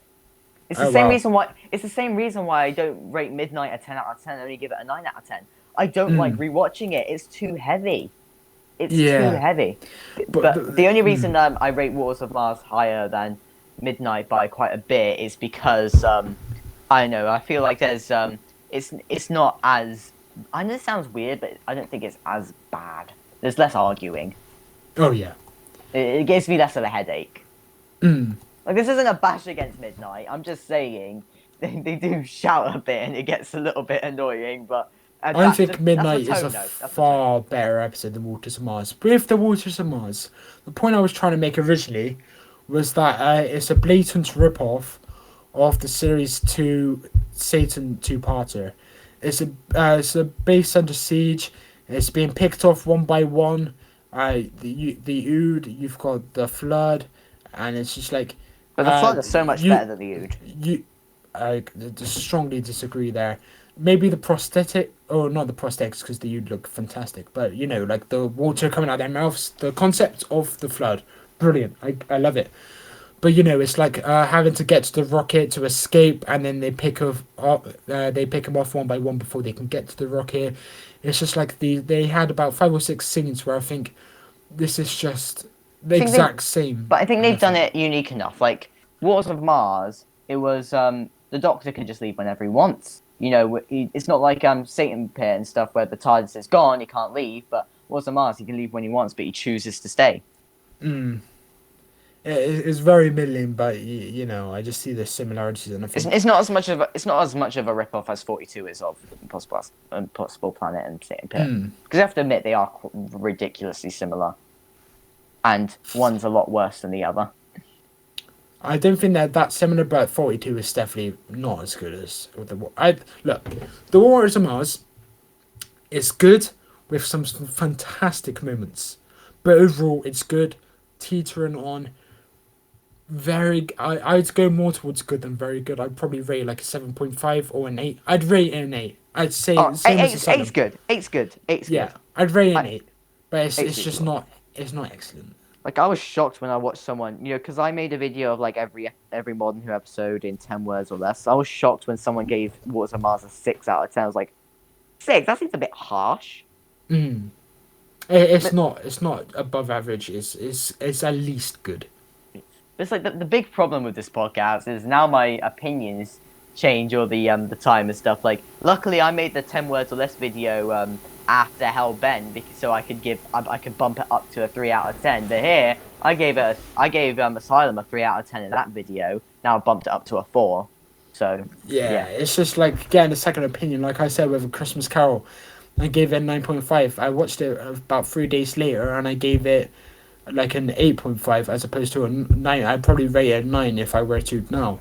And then also with the Gold Complex, it was originally a 7, but then I wanted to give it an 8, but then I couldn't because we already recorded it. I feel like other people's opinions like boosts it up generally. Like, Beast Below, I usually gave it a 7 out of 10. I watched it with the Who Addicts and loved it even more, and it gave it an 8 out of 10. Bumped up to them because I had this second opinion We spoke of them. about that, yeah. I really love the Beast Below. I think on Why that is that of the podcast we all did. Yeah, it's like why is Moffat that? said it was the biggest, Yeah. or not the biggest problem. Like he said it was a mess of an episode. It was like his biggest But mess. And I was like, why is how? that your biggest miss and not Hellbent? Oh, Or, that's exactly what I said. It was like Hellbent is the worst he's done. Like I don't think. I mean, well, if he actually wrote it, I would have said In the Forest of the Shy. But he's still headrunner, so he can still take blame for that because the he worst greenlit moments. Yeah, exactly. The worst moment was in the end of the Time of the Angels, the kiss, Flesh and Stone. Flesh and Stone. Like, I love that moment when I was about 11, when I just was completely oblivious to it. So I was like, yes, sexual tension, yes. Because at that age, you just like, yes, sex. And then at this age, you think, holy crap, this is so bad. When I was 11, I closed my eyes whenever a sex scene appeared on the film or something. Yeah. It's like I was barely watching Austin Powers at that point. But then it's just so problematic nowadays, and I just think, holy crap. Yeah. But I did actually make a meme on the on Amy Kiss's Doctor because I really didn't like it, but it's like, yeah, it's the Law and Order meme where something like does something and it's like dun dun. It's like, yeah, I made a meme on that. It's like kissing is like dun dun. Right. Yeah, it's just like it's such a massive contrast to Classic Who, where there's virtually no kissing. It's and like the only kiss in was Modern like, Who, yeah. I swear the only kiss, if you exclude the TV movie, the only kiss was Nyssa giving the Doctor a tiny peck on the cheek. That was Yeah. it. Like when she said goodbye, it's like that was it. There was more sexual tension between her and Tegan. Yeah, but then I was thinking about it yesterday because I was like, oh, we've got the snowman tomorrow and there's a kiss in that scene. And I was like, I wonder how, like, if there's actually a companion doctor relationship where there wasn't a kiss in Modern Who. But then I Bill. thought, oh yeah, Bill and 12, and also 12 and Clara. There was nothing on the lips. Yeah, because age gap, pretty obvious age gap. Yeah, I mean, obviously 2,000 years is an age gap, but also physically looking age gap. Yeah. exactly. It would just be a bit weird, And I would say the fam as well, but it seems like Tasman is gonna freaking happen. You see, I don't actually mind that, and I just think, you know, um, oh, he's dropped out again. For God's sake, there's literally nothing wrong with it if you actually can look. Before you say anything, there's nothing wrong with it, because well, there is something, because it should. I don't think there should be like a relationship between the Doctor and the companion. But the problem I have is that there's nothing else because we've had heterosexual relationships, so why can't there be a lesbian relationship between the Doctor and the companion? It's happened so many times in RTD, Moffat era. Why not the Chibnall era? I just think some people are just I'm like not they against. don't. Yeah, I'm not saying you're homophobic or whatever. I'm just saying I think some people are, you know. Yeah, but the reason I don't like it is I don't think the Doctor should ever have a romantic relationship Oh, with I a completely companion. I agree. just always hate it. But Yeah. even then, I can kind of, if I squint very hard, I can kind of understand a relationship with Rose because he just came out the Time War. Rose was like the first face he saw. I can kind of understand one. Yeah. But 13 and Yaz, like, there's no build up whatsoever. It's been like, maybe they smile a little bit, but that's it. There's like literally no build up to it. It's just happened. It just happened. Like there's literally, yeah, no build up. So, and there's no reason why it should happen other than it's politically correct. Yeah. I'd much rather if it was like, if I don't know, Yaz had a girlfriend and brought her on the TARDIS or something. If they wanted to. You see, I really love the relationship between, well, not the kind of relationship because it wasn't that touched upon like throughout the series, but like there was like no character development with it. But as in the relationship between Bill and what's her name, Heather. Oh yeah. I love the ending of I like in the pilot. I wasn't that keen on the pilot, even on rewatch. It's like it's there. It's not particularly good. It's not particularly bad. I It's love it. there. I love it. 8 out of I mean, 10. fair enough. Fair enough. I'd probably give it maybe a 6. It's not good, not bad. And then I was kind of underwhelmed with that character. I was like, I love where they're trying to go with this. Now, where's the extra bump? Where's this gonna go? And then the ending to the Doctor Falls. Excellent two-parter, by the way. Series Yes. two-parter. Yes. And the, Yes. and the ending to it with the Doctor getting kissed on the forehead by Bill. And then where do you want to go? Anywhere. And I think What's the that's weakest such part a of the beautiful ending. episode? Oh, come on.